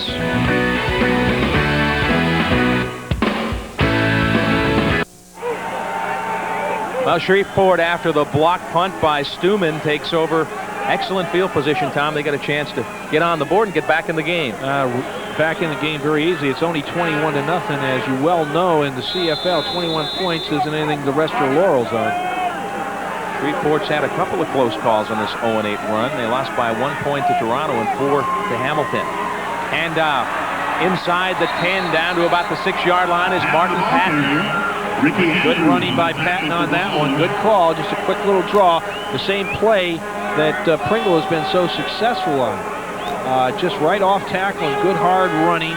Gets it down inside the 10, almost to the 5-yard line, right on the 6. Should point out that Alfred Payton is back in the game. We saw him go off in the first half. Certainly some concern for Don Matthews and the staff, but he is back playing the right rush end right now. Cobb under center, calling signals on 2nd down and 2. Handoff right side. Looks like it's good for the first down to about the 2. Reggie Barnes, 5'10", 213-pounder out of Dell State, using some of that muscle. First down. Oh, Robert Cobb trying to get the crowd into the game a little bit. Don Matthews sending in the goal line defense on here. One of our new additions that are coming in. Stowell is one of the big guys. Showell is coming in right now. He's 6'6", 275. He was with the Packers, just came on board. He's right on the 2-yard line right now. First down. So the defense that's gone 4 quarters and almost 5 now with 3.5 minutes left here in the third. After backs against the wall. Just inside the 2, you see the quarterback Cobb asking the crowd to quiet down just a little. Now he steps back and has some words with referee John Ireland. What's going on down there? Second clock, the 22nd clock ran down. Well, we'll let him sort it out. John Ireland. Browner, I wonder if he could be, because he was playing defense, Tom, and now he's in there at a tackle. If he had to report or anything. Well, let's wait and see. Ireland hopefully will open up his mic and tell us what's going on.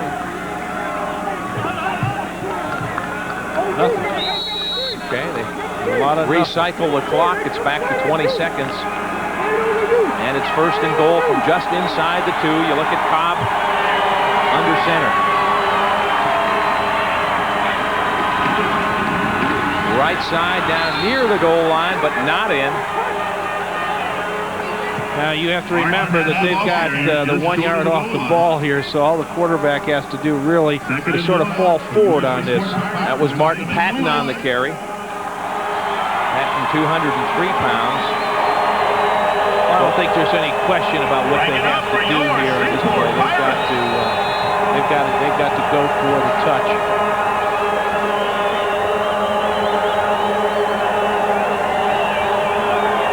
Up they come. Handoff. Touchdown. Reggie Barnes. Or check it, Martin Patton in for the score, and Shreveport is on the board, ending Baltimore's scoreless run that extended to almost 5 quarters. But the block punt set it up. Block punt was the one that really turned it around. Exactly, Scott. The thing that you have to do is those kind of plays can't happen, especially this late in the season when you're halfway through the ball season. You can't have somebody shoot right up the middle and get the block. Martin Patton, a happy camper as he gets Shreveport on the scoreboard and kind of wakes up some of these fans. They haven't had much to cheer about. So Bjorn Nitmo on to try to add the single. Looks like there's approximately about 15,000 people here tonight, Scott. They've got a lot of other college games going on starting their season right now, so they've got some competition, but good crowd by Shreveport, good football town. You call 15,000 a good crowd? Well, compared to other people, man. Compared to Vegas. Okay, Nitmo converts. It's now a 21-7 game. A lot of time left, 2:23 in the third quarter. We'll return to Independence Stadium right after this.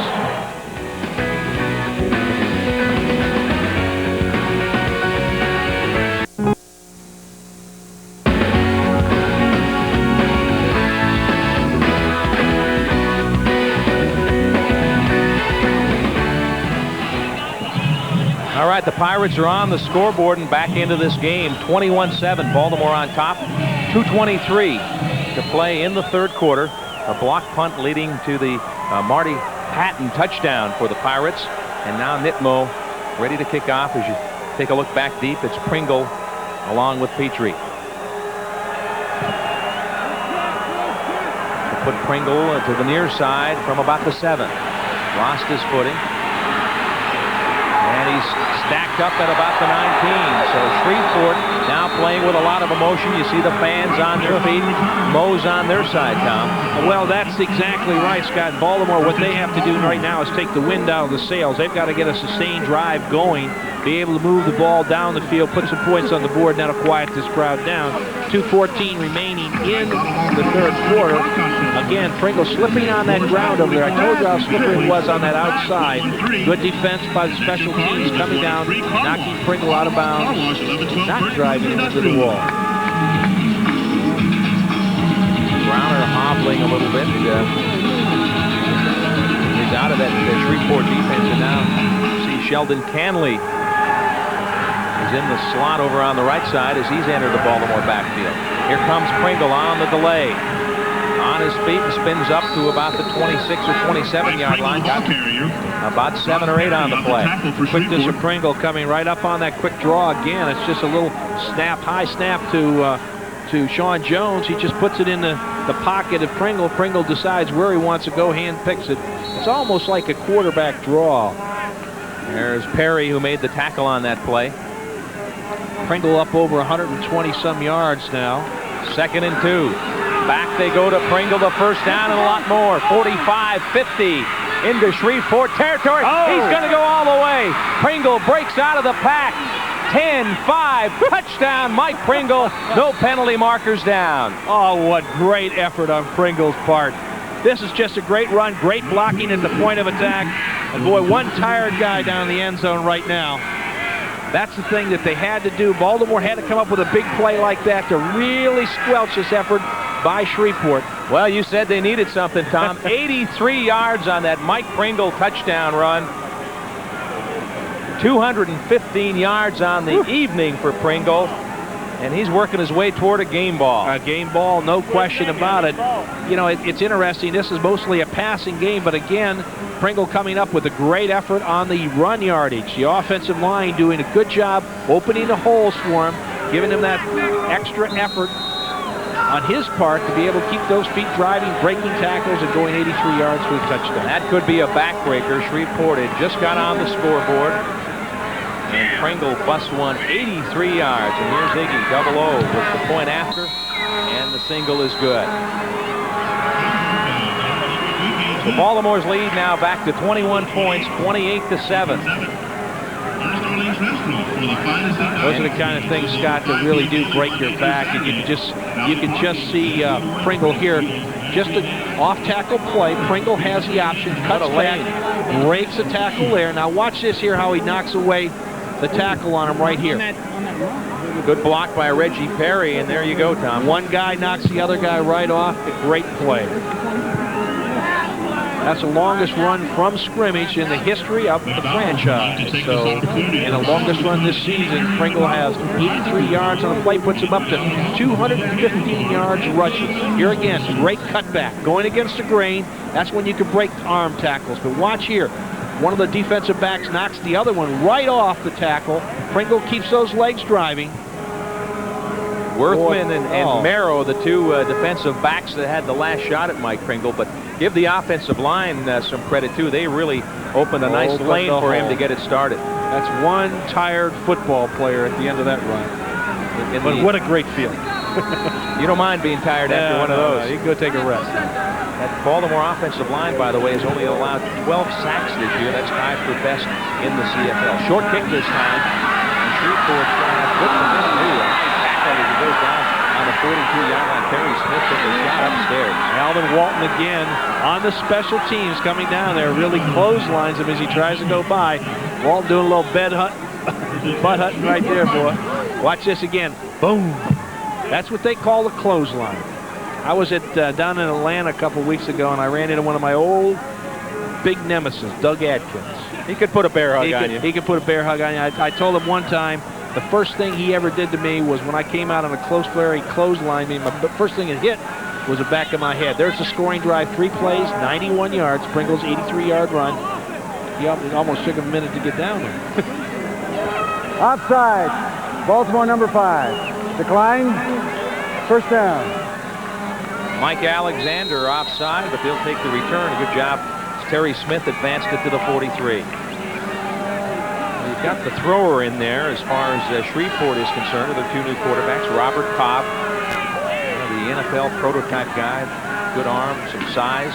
And this time they give it to Patton. He gets a few yards up to about the 46. Mickey Andrews there. There's middle linebacker coming up, holding right underneath off the tackle and filling the hole. Good tackle. Good news to see Alfred Payton back out there, Tom. Yeah, he banged his knee. Probably got a good bruise on that, but he's a player. He's the kind of guy that's going to make this defense rise to the occasion. And once we get Bayless back, and this is a great opportunity for Gerald to get a rest this week, we get him back in there. This is a great defensive line. Here we go from the shotgun. Cobb, near side, and it's caught. Nice grab as Lucas went up and made a good catch with Carl Anthony right on him. Look at his quarterback. He likes it too. Yeah. David Lucas with the grab out of Florida A&M. That's the end of the third quarter with the score, Baltimore 28. That's going to be the end of the quarter as time has expired. Lucas with a nice catch here. We'll step out. Baltimore leads 28-7.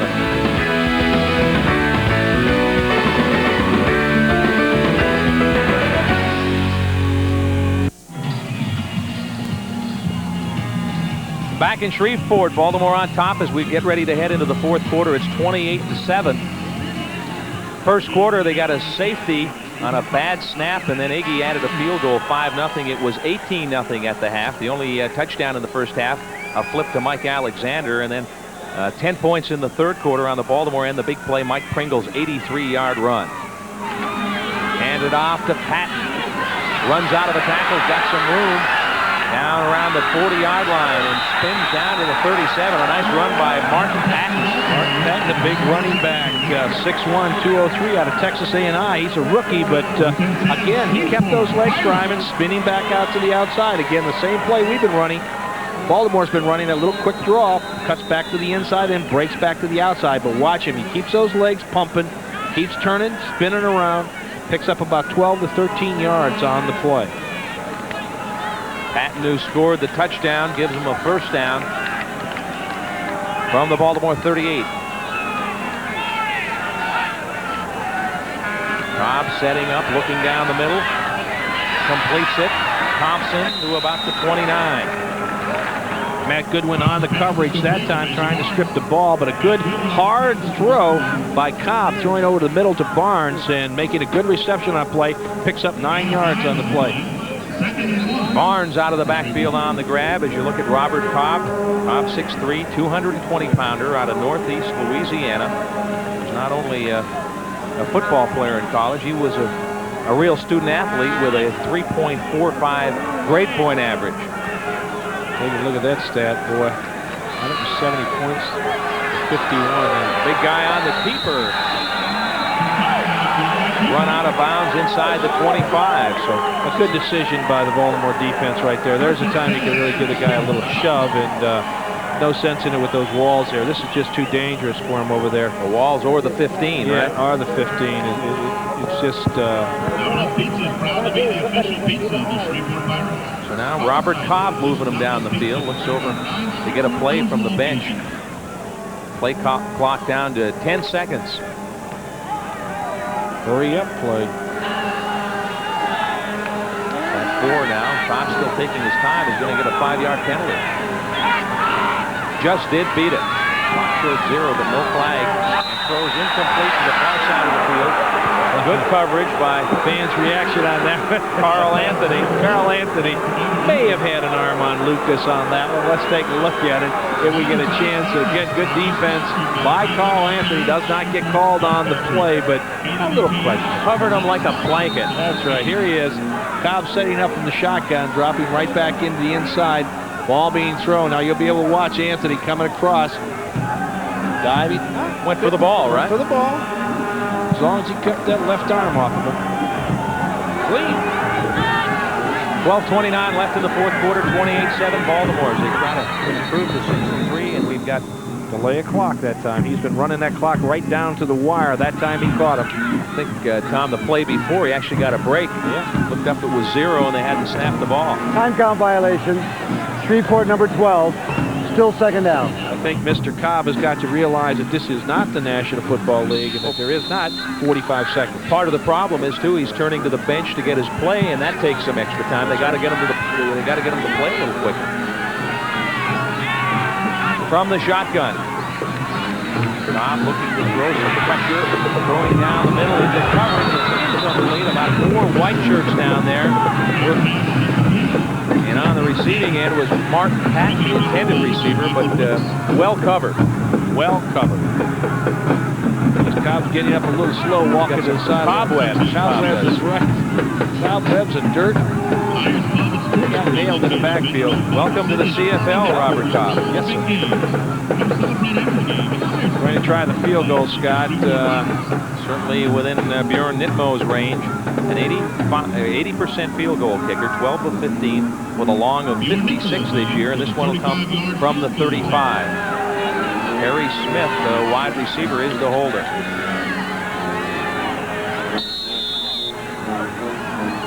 Nitmo from the far hash.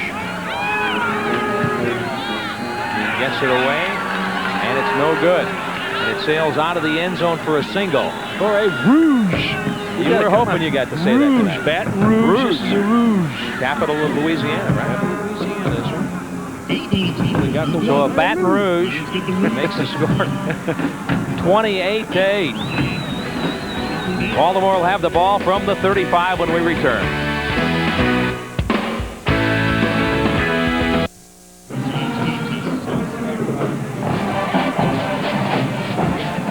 CFL football on News Channel 2 is brought to you by Molson Ice from Canada, the land where ice was born. 12:04 left in the fourth quarter. Baltimore on top of the Pirates from Shreveport. 28-8 the score. And Tom, I just hope that your trend-setting fashion doesn't catch on down here in Shreveport. Don't start. Tom Matty showed up all ready to go this weekend with 2 different colored shoes on. I couldn't believe it. You know, if you get up at 6 o'clock to go catch an airplane, understand, Tom. and they both are brown, so one's Cordovan and one's brown, I was in trouble. This is Canley.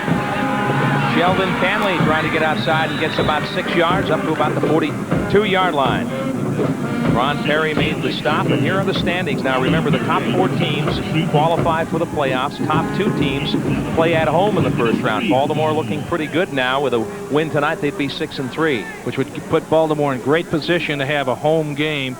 And now if you take a look at the rest of the league, British Columbia last night played Saskatchewan or Sacramento to a tie, 7-1-1, but Dunnigan is coming back, I believe. And that pass incomplete. Sean Jones nearly had that one picked off. Good break by the defender over there as he tried to get it to the franchise. To the franchise.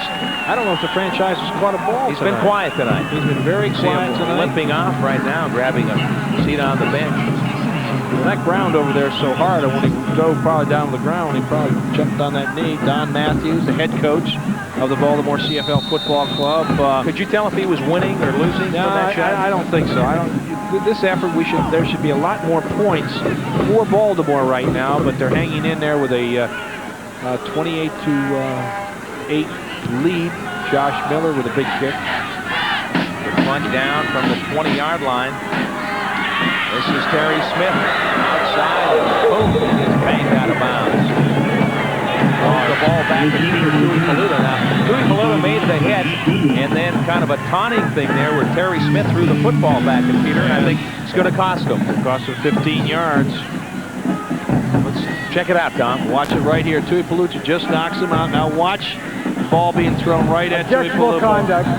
Shreveport, number 88. First down. You don't need that kind of stuff.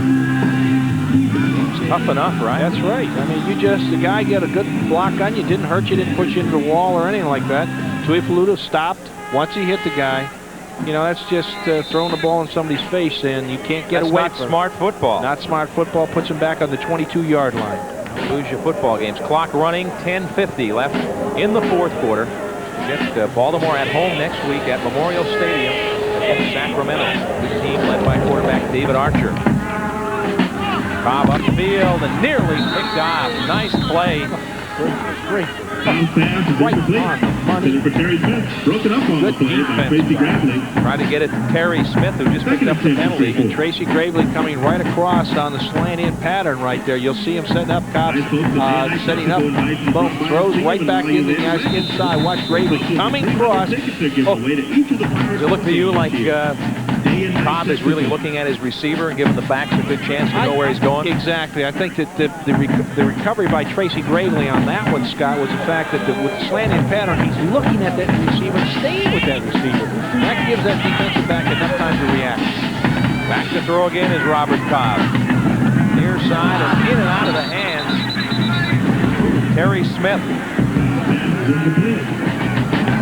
That's a catchable ball. That's a catchable ball. Once you be able to get up on top of it. Here comes the third quarter stats right now.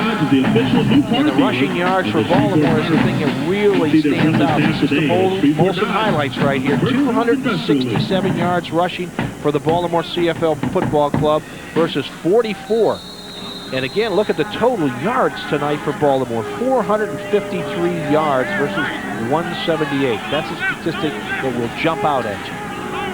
And the scoreboard says 28-8 with 10 minutes left to play. Aaron Canner back to punt inside his 10. Good pressure. Oh, nearly blocked, but he gets it off. And here's Petrie. He lost the handle, has to retreat. You don't need to give him a yard once he's touched it. He's in trouble. And down he goes at the 35. Kind of a misadventure that time for Stan Petrie. And a great punt. Thing was nearly blocked, Tom. Pressure was being put on by Baltimore. It was Mike Alexander who almost blocked the punt. Oh, what a nice shot. That's what you call a spiral. Picks it up here and no place to go. Lots of Pirates coming down on you. Osborne made the stop. Mike Alexander, who nearly blocked that punt. Don Matthews down to speak with him. Jones has gone all the way at quarterback. And now Sheldon Canley getting some work with a 20-point lead. Canley certainly, he won that job to start the season. Pringle was actually the backup, Tom, so he can play. Oh, he's quick. He's built like a dynamo. I'll tell you, he's just this little short guy, but I'll tell you, his body is nothing but solid muscle and great quickness, just like Pringle. These two guys were great, and both of them were really good college players, leading the conferences that they were in total offense. Canley 5'9", 200 pounds, and he's got the ball again across the 45 for a first down. Sheldon Canley, the ball carrier. This is what you like to do. You get a 20-point lead, you just kind of pound it on the ground, keep them honest. Keep the chains moving and keep the clock clicking. Well, Scott, you can see the offensive line of Baltimore right here, just firing off the ball. Canley picking the hole, picking up the first yard. So take a look at the offensive line of Baltimore right there with Shar. He's a big guy at 290. You take a look at the Earl boys, one's 300, one's 305. Subis is 280, and you look at Neil Ford, it's 330. You've got an average of about 301 yards. Pounds. This is Canley again. He's got some room. Another first down. He's inside the 50 to the Shreveport 48. And again, they keep winning the game at the line of scrimmage. At the line of scrimmage, and this is a strategy that Don Matthews would have as a coach. What you have to do is respect the running game of Baltimore. Now, this is going to put a lot of pressure on the other teams because they're going to see how we're pounding this out. What do they have to do to stop that? And if you take a look at the comparisons between the offensive games and the net yards, 451 to 259, and the turnovers, we're only having 2.8 while they're having 4. 15-yard pickup on that last run by Canley. And back to Canley again, and this time the gain is short, just a couple of yards. Ray Savage wrapped him up in a hurry. Ray Savage on the tackle for Shreveport. Well, anytime you can rest some banged-up guys like Tracy Ham and over on the defensive side, Sean Kajemi with his ribs, John and Kajemi, Gerald Bayless, and still come out a winner. You're going home in great position because Baltimore will be 6-3 after this ball game here tonight. Puts us in perfect position.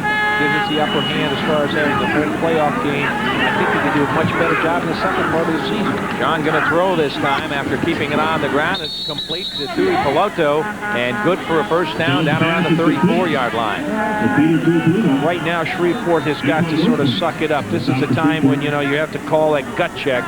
And knowing the game is out of control for them, 6:36 remaining in the ball game, anything can happen in CFL football. So you're playing on pride, right? You're playing. You really are playing on pride. And you talk about a guy that deserves a rest. Is Tracy Ham over here laughing, smiling, the franchise player for us. Getting better, right? And getting better.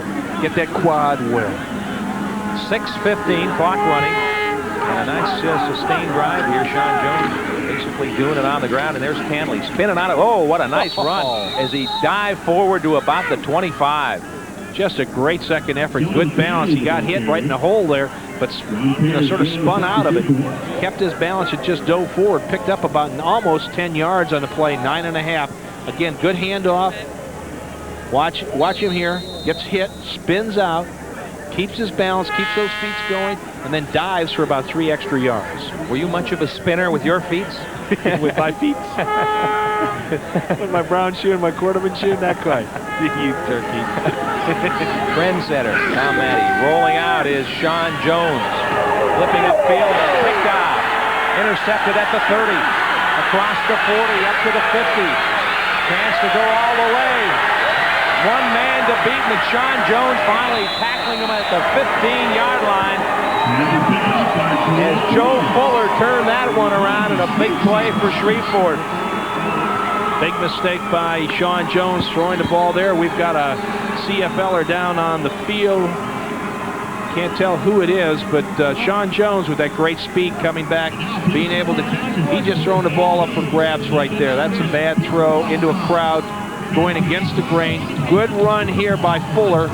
If it isn't for Sean Jones' speed, there is no way that anybody else can catch this guy. Fuller's 4th interception of the year. We'll be back. 5:17 left, 28-8.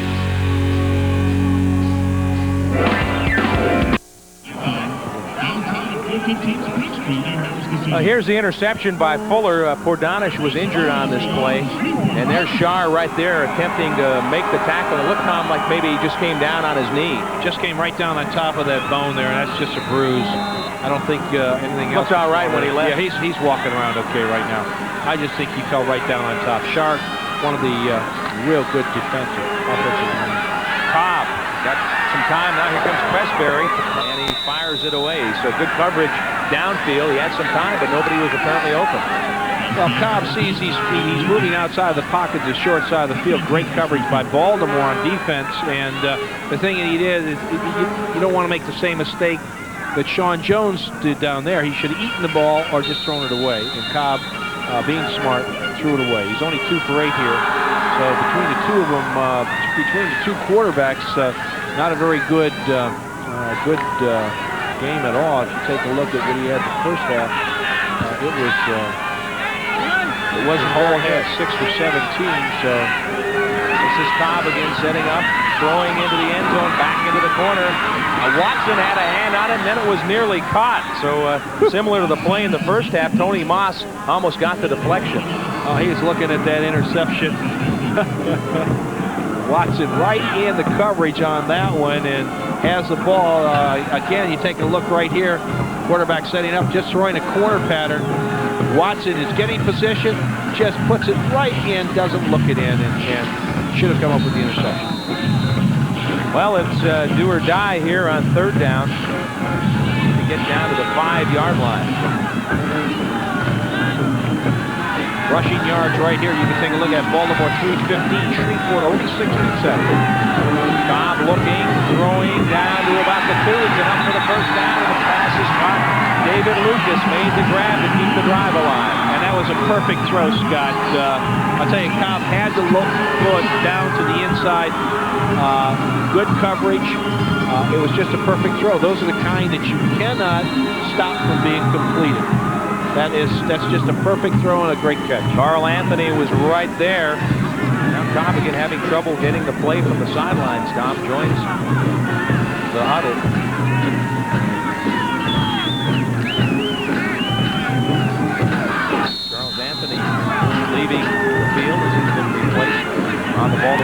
defense. Patton with the ball on the right side, stacked up, short of the goal line. This is where pride comes in for the defense. They've only given one touchdown in the last 6 quarters, and right now is when the defense sort of tries to suck it up and stop them getting that extra touchdown. Scott Miller down there. O.J. Brigance over on that left side at the rush end. The unknown fan. It's come to this, 0-8.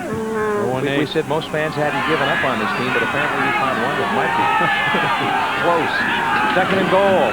Cobb leaps. He's short and lost the football. They're pointing Baltimore's way, and Cobb on the quarterback sneak lost the football, and O.J. Brigance comes, or Alfred Payton comes out of there with it. Payton let go by Shreveport, recovers the fumble. Right down the line, Tom. Here it is. The ball pops out. There comes Payton right underneath. Good camera coverage. Payton comes up with the ball. Sharp Ordonish made the hit down there on that goal line defense. The offensive lineman makes the play. Payton recovers.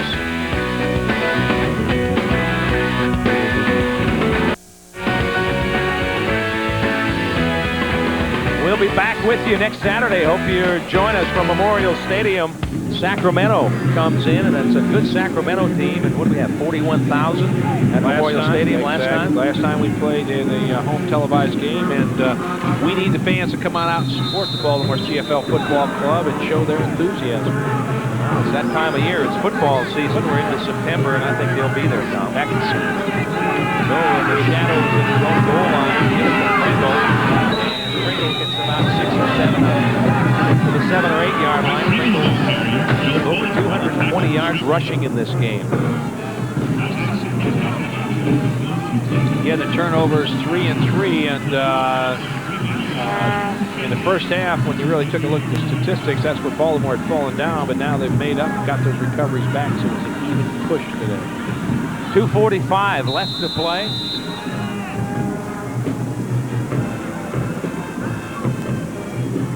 Baltimore with a win here tonight would improve to 4-1 on the road, and they've shown that they can win in front of their home fans and make a lot of noise at Memorial Stadium, but also to win on the road is a key for any team. Pringle with some room left side, and they finally drag him down. Daniel Hunter on the stop. And great blocking at the point of attack again, Scott. They're just giving Pringle that ball and just handing it off to him and letting him go off tackle, picking his hole. And with his great quickness, this guy can really scoot through the hole, breaks to the outside, picks up the first down, keeps the ball alive, letting that clock run down. 2:20 remaining in the 4th quarter. Baltimore up 28-8. Mike Pringle came in 3rd in the CFL in rushing in this 220-plus yard effort. Could push him up over the top. Right near the top. 2:05. And this is Canley. Sheldon Canley up across the 20. Short gain on the play.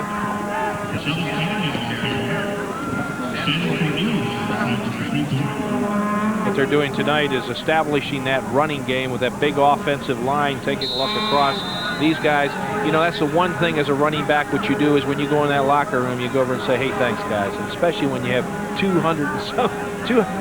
Pringle has now 19 carries, 232 yards.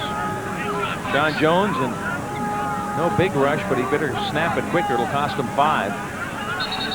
And there's the delay finally whistled.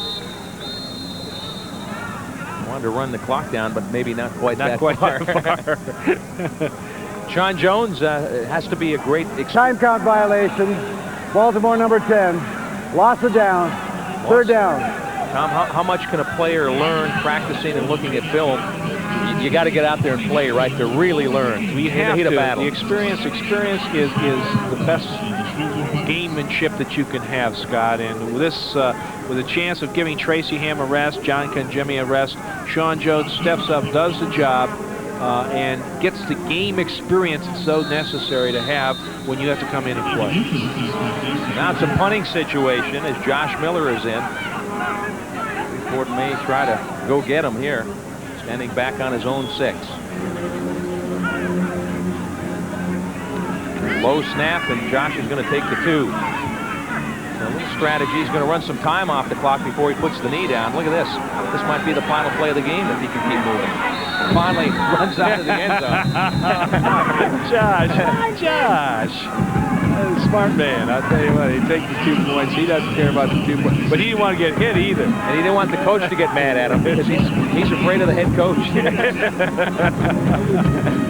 The 124 left as the Baltimore CFLs go into their 4-corner offense there.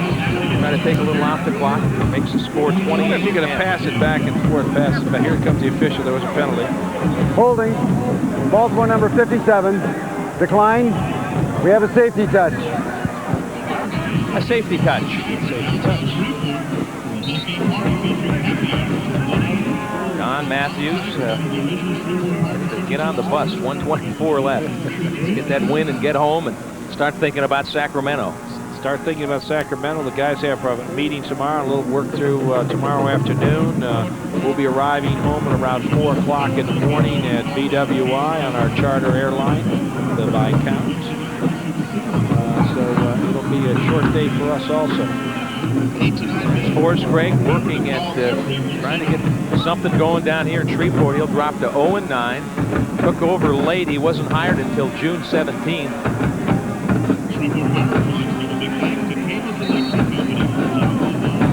Got players on both sides. Are we ready to go? Robert Cobb says. Pirates huddled around their coaches. Also talking to official down there, trying to figure out what's going on. Baltimore has the defense out. At this point of the game, it's sorted out.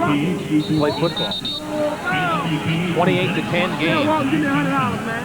Hey, Walk, give me $100, man. I know you got it. 124 remaining in the 4th quarter. The fans are sort of piling out as quickly as possible. Getting home a little bit early for the big weekend. They can go home and watch the game now. They can watch Shreveport because our broadcast is on. Tape delay here. We come on at 10:30 their time. By the time they see that, here's Iggy. Put into it after the safety. Down at about the 35-yard line goes Terry Smith.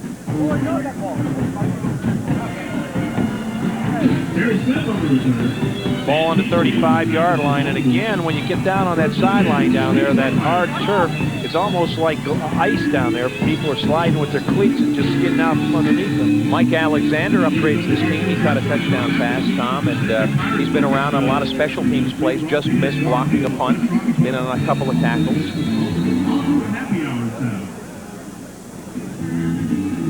This is just an effort that Baltimore wanted to get this game over with tonight and get home 6-3 and get ready for Sacramento, because there's going to be a big fight on that one. Now people jumping off sides on both sides of the ball. I think it was Shipley and Patton jumping for Shreveport, and then Baltimore reacted to that.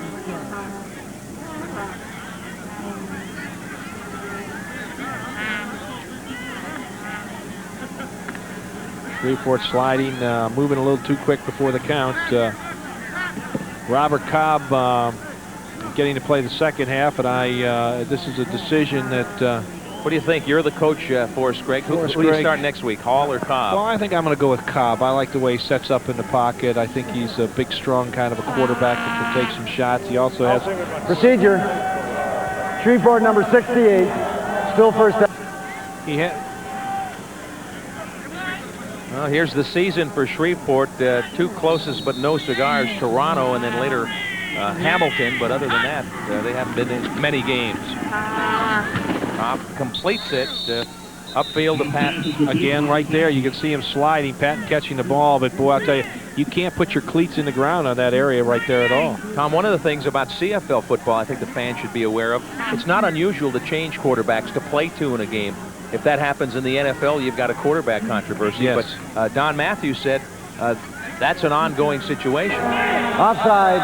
Baltimore number 56. Still first down.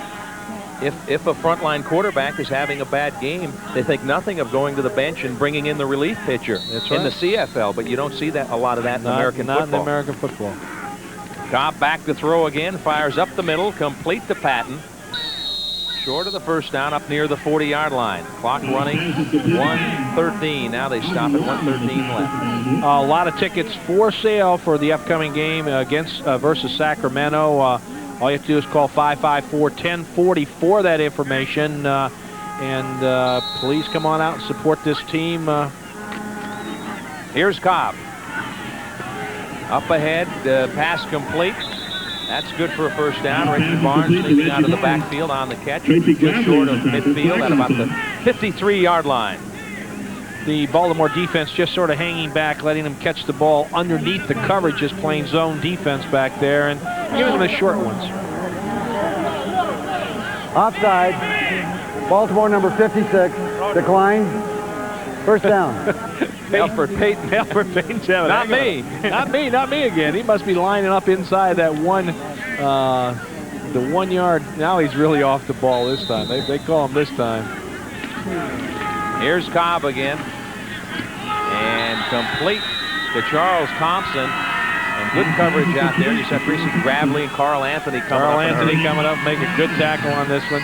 They're just giving them the short stuff underneath. We'll let them catch the ball, make the tackle, keep them in bounds. But the clock doesn't start until the officials wind it up. Bring it back out in the middle of the field. The snap on this play. The play count. With the last 3 minutes. And that's nearly picked off. Over the middle, Scott Miller, the defensive lineman, dropping back into coverage, and he fooled him. He didn't expect to see him there. Didn't see him at all, and Miller almost comes up with a big interception.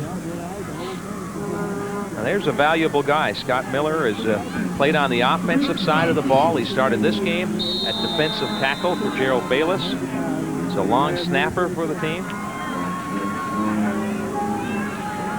This is a time when you're sort of sucking air a little bit. And third down. They'll turn it over if they don't pick up the yardage here. Third down and 5. Cobb down the middle. Pass complete. That's a first down to Reggie Barnes. So the drive stays alive with 47 seconds left in the game. Matt Goodwin coming up on the tackle. Good coverage. Again, what all they're doing is letting the backs come out, hook up in front of the linebackers, which will be able to pick up the 5 to 7 yards on each one of these. But Baltimore doesn't care about that right now. Again, just coming right back out. Cobb going deeper this time. Thompson makes the grab as he is upended. A big hit from Ken Watson downfield, but give some credit to Charles Thompson for hanging on.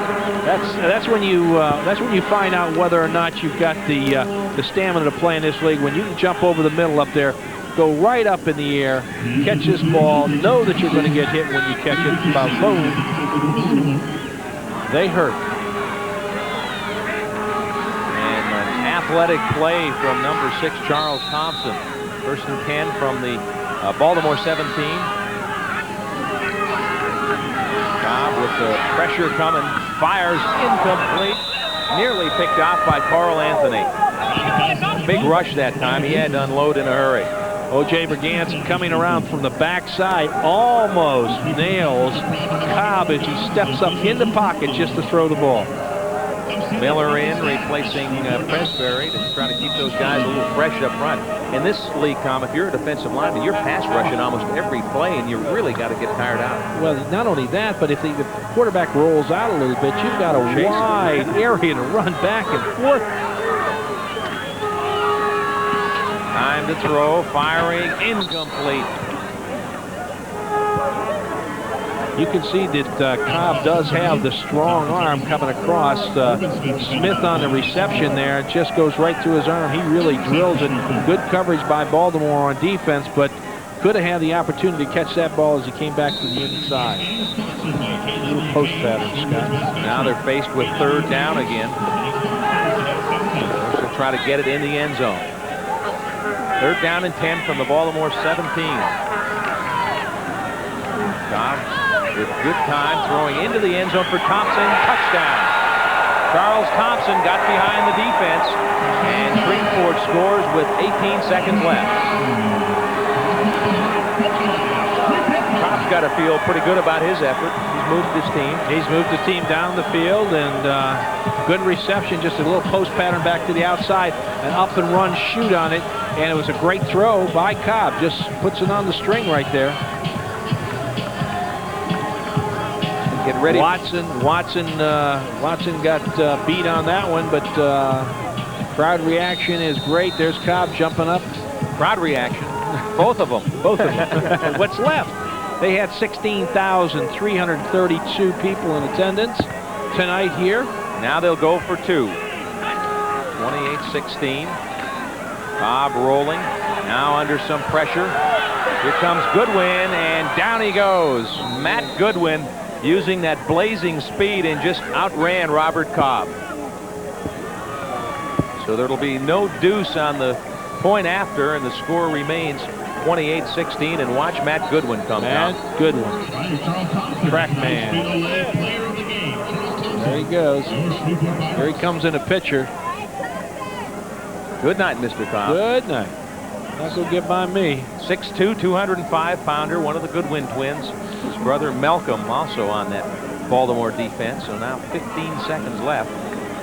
And here comes the onside kick. Onside kick team. You're bringing out, this is what you have to do. And the strategy on this is you've got to put your receivers and your the hands team. The hands team, what we call the hands team. You get those guys out there. I always used to be on that thing, and boy, I hated it. Because you knew you were going to get a bunch of people coming in. I knew.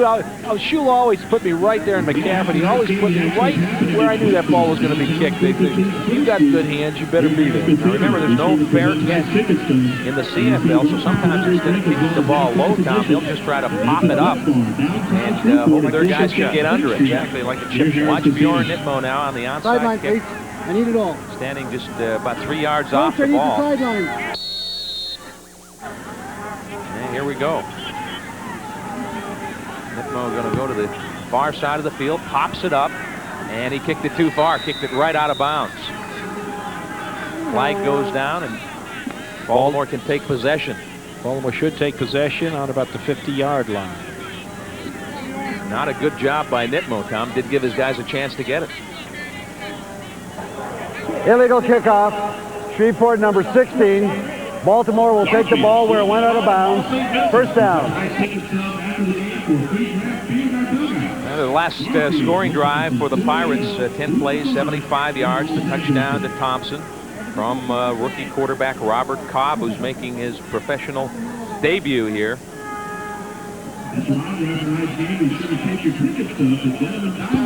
Baltimore has to be happy with the effort that Sean Jones put forth tonight. Got good game experience, Scott.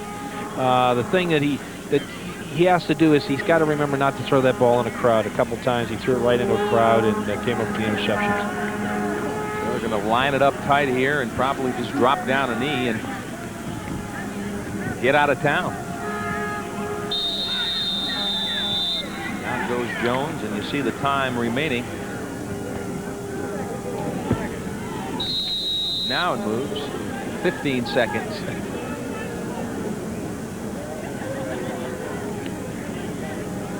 They can stay right on the line of scrimmage right now. The clock will run down once the officials started the clock up, and that's it tonight.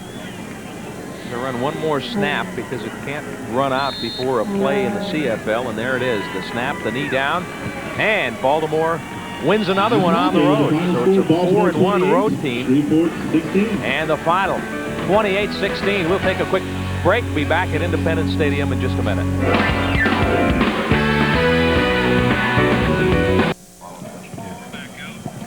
Welcome back. Final score 28-16. Let's go down on the field to Coach Don Matthews. Don, your team ran for 331 yards, and Pringle, I think, alone rushed for 232. Great effort on the ground. Yeah, it was a great effort. It wasn't real pretty. We struggled a little bit, you know, with our Sean Jones, and I thought he did a very good job. He put the points on the board when we needed them, but certainly there was some inexperience in there that this will make him a better football player. Well, Coach, the one thing in Sean Jones, and that's exactly what we were talking about up here, this gives him some game time experience. You also got a chance to rest Tracy Ham and John Conjemi. So overall, this was a great effort by the Baltimore team. Yeah, it really was. You know, it was a very important win when we're banged up like we were, and it's important that we get Tracy healthy. And, you know, we're a lot more cohesive when our veteran quarterback's in there, but as we come out of this, we got the 2 points what we needed, plus we're a better football team because now Sean Jones has that valuable experience. Yeah, your defense threw a shutout again in the first half, Don. That was 4 consecutive quarters without giving up a point. Yeah, and you know what, it got a little sloppy at the end, and sometimes that happens. It's pretty hot down here, and they got pretty tired, but Shreveport's a struggling football team, as you know, and but it's very important that we pick up the victories that we're supposed to win at. Don, thanks a lot. I know you want to get in with your team, and we'll see you next week against Sacramento at home. All right. Congratulations, Coach. Don Matthews down on the field. Baltimore a 28-16 winner, and we'll be back in just a minute.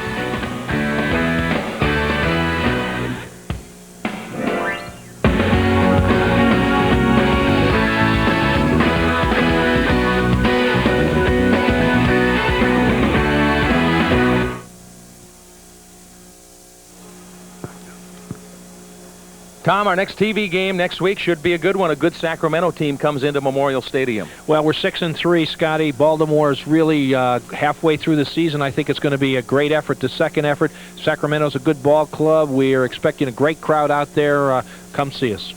All right, that is it from Independence Stadium in Shreveport. A reminder to join us again next Saturday, as Tom mentioned, as the Baltimore CFL Football Club welcomes the Sacramento Gold Miners to Memorial Stadium. Kickoff for that one at 7:30. This is Scott Garceau for Tom Maddie, executive producer Greg Massoni, director Rick White, and statistician Scott Kleinfeld. Tonight's final from Shreveport. Baltimore wins it 28-16. We'll see you next week. Good night, everybody. Baltimore CFL football on News Channel 2 has been brought to you in part by Molson Ice from Canada, the land where ice was born. By Exxon, the ultimate gasoline. By Jiffy Lube, every 3,000 miles, trust your car to the trained technicians at Jiffy Lube. And by your Baltimore area Pontiac dealers, introducing the all-new Sun Tire. By Continental Airlines, peanut fares, low fares, no restrictions, every seat, every flight, every day. And by Roy Rogers. Hurry in today and enjoy the return of the $1.99 Philly cheesesteak sandwich at Roy's.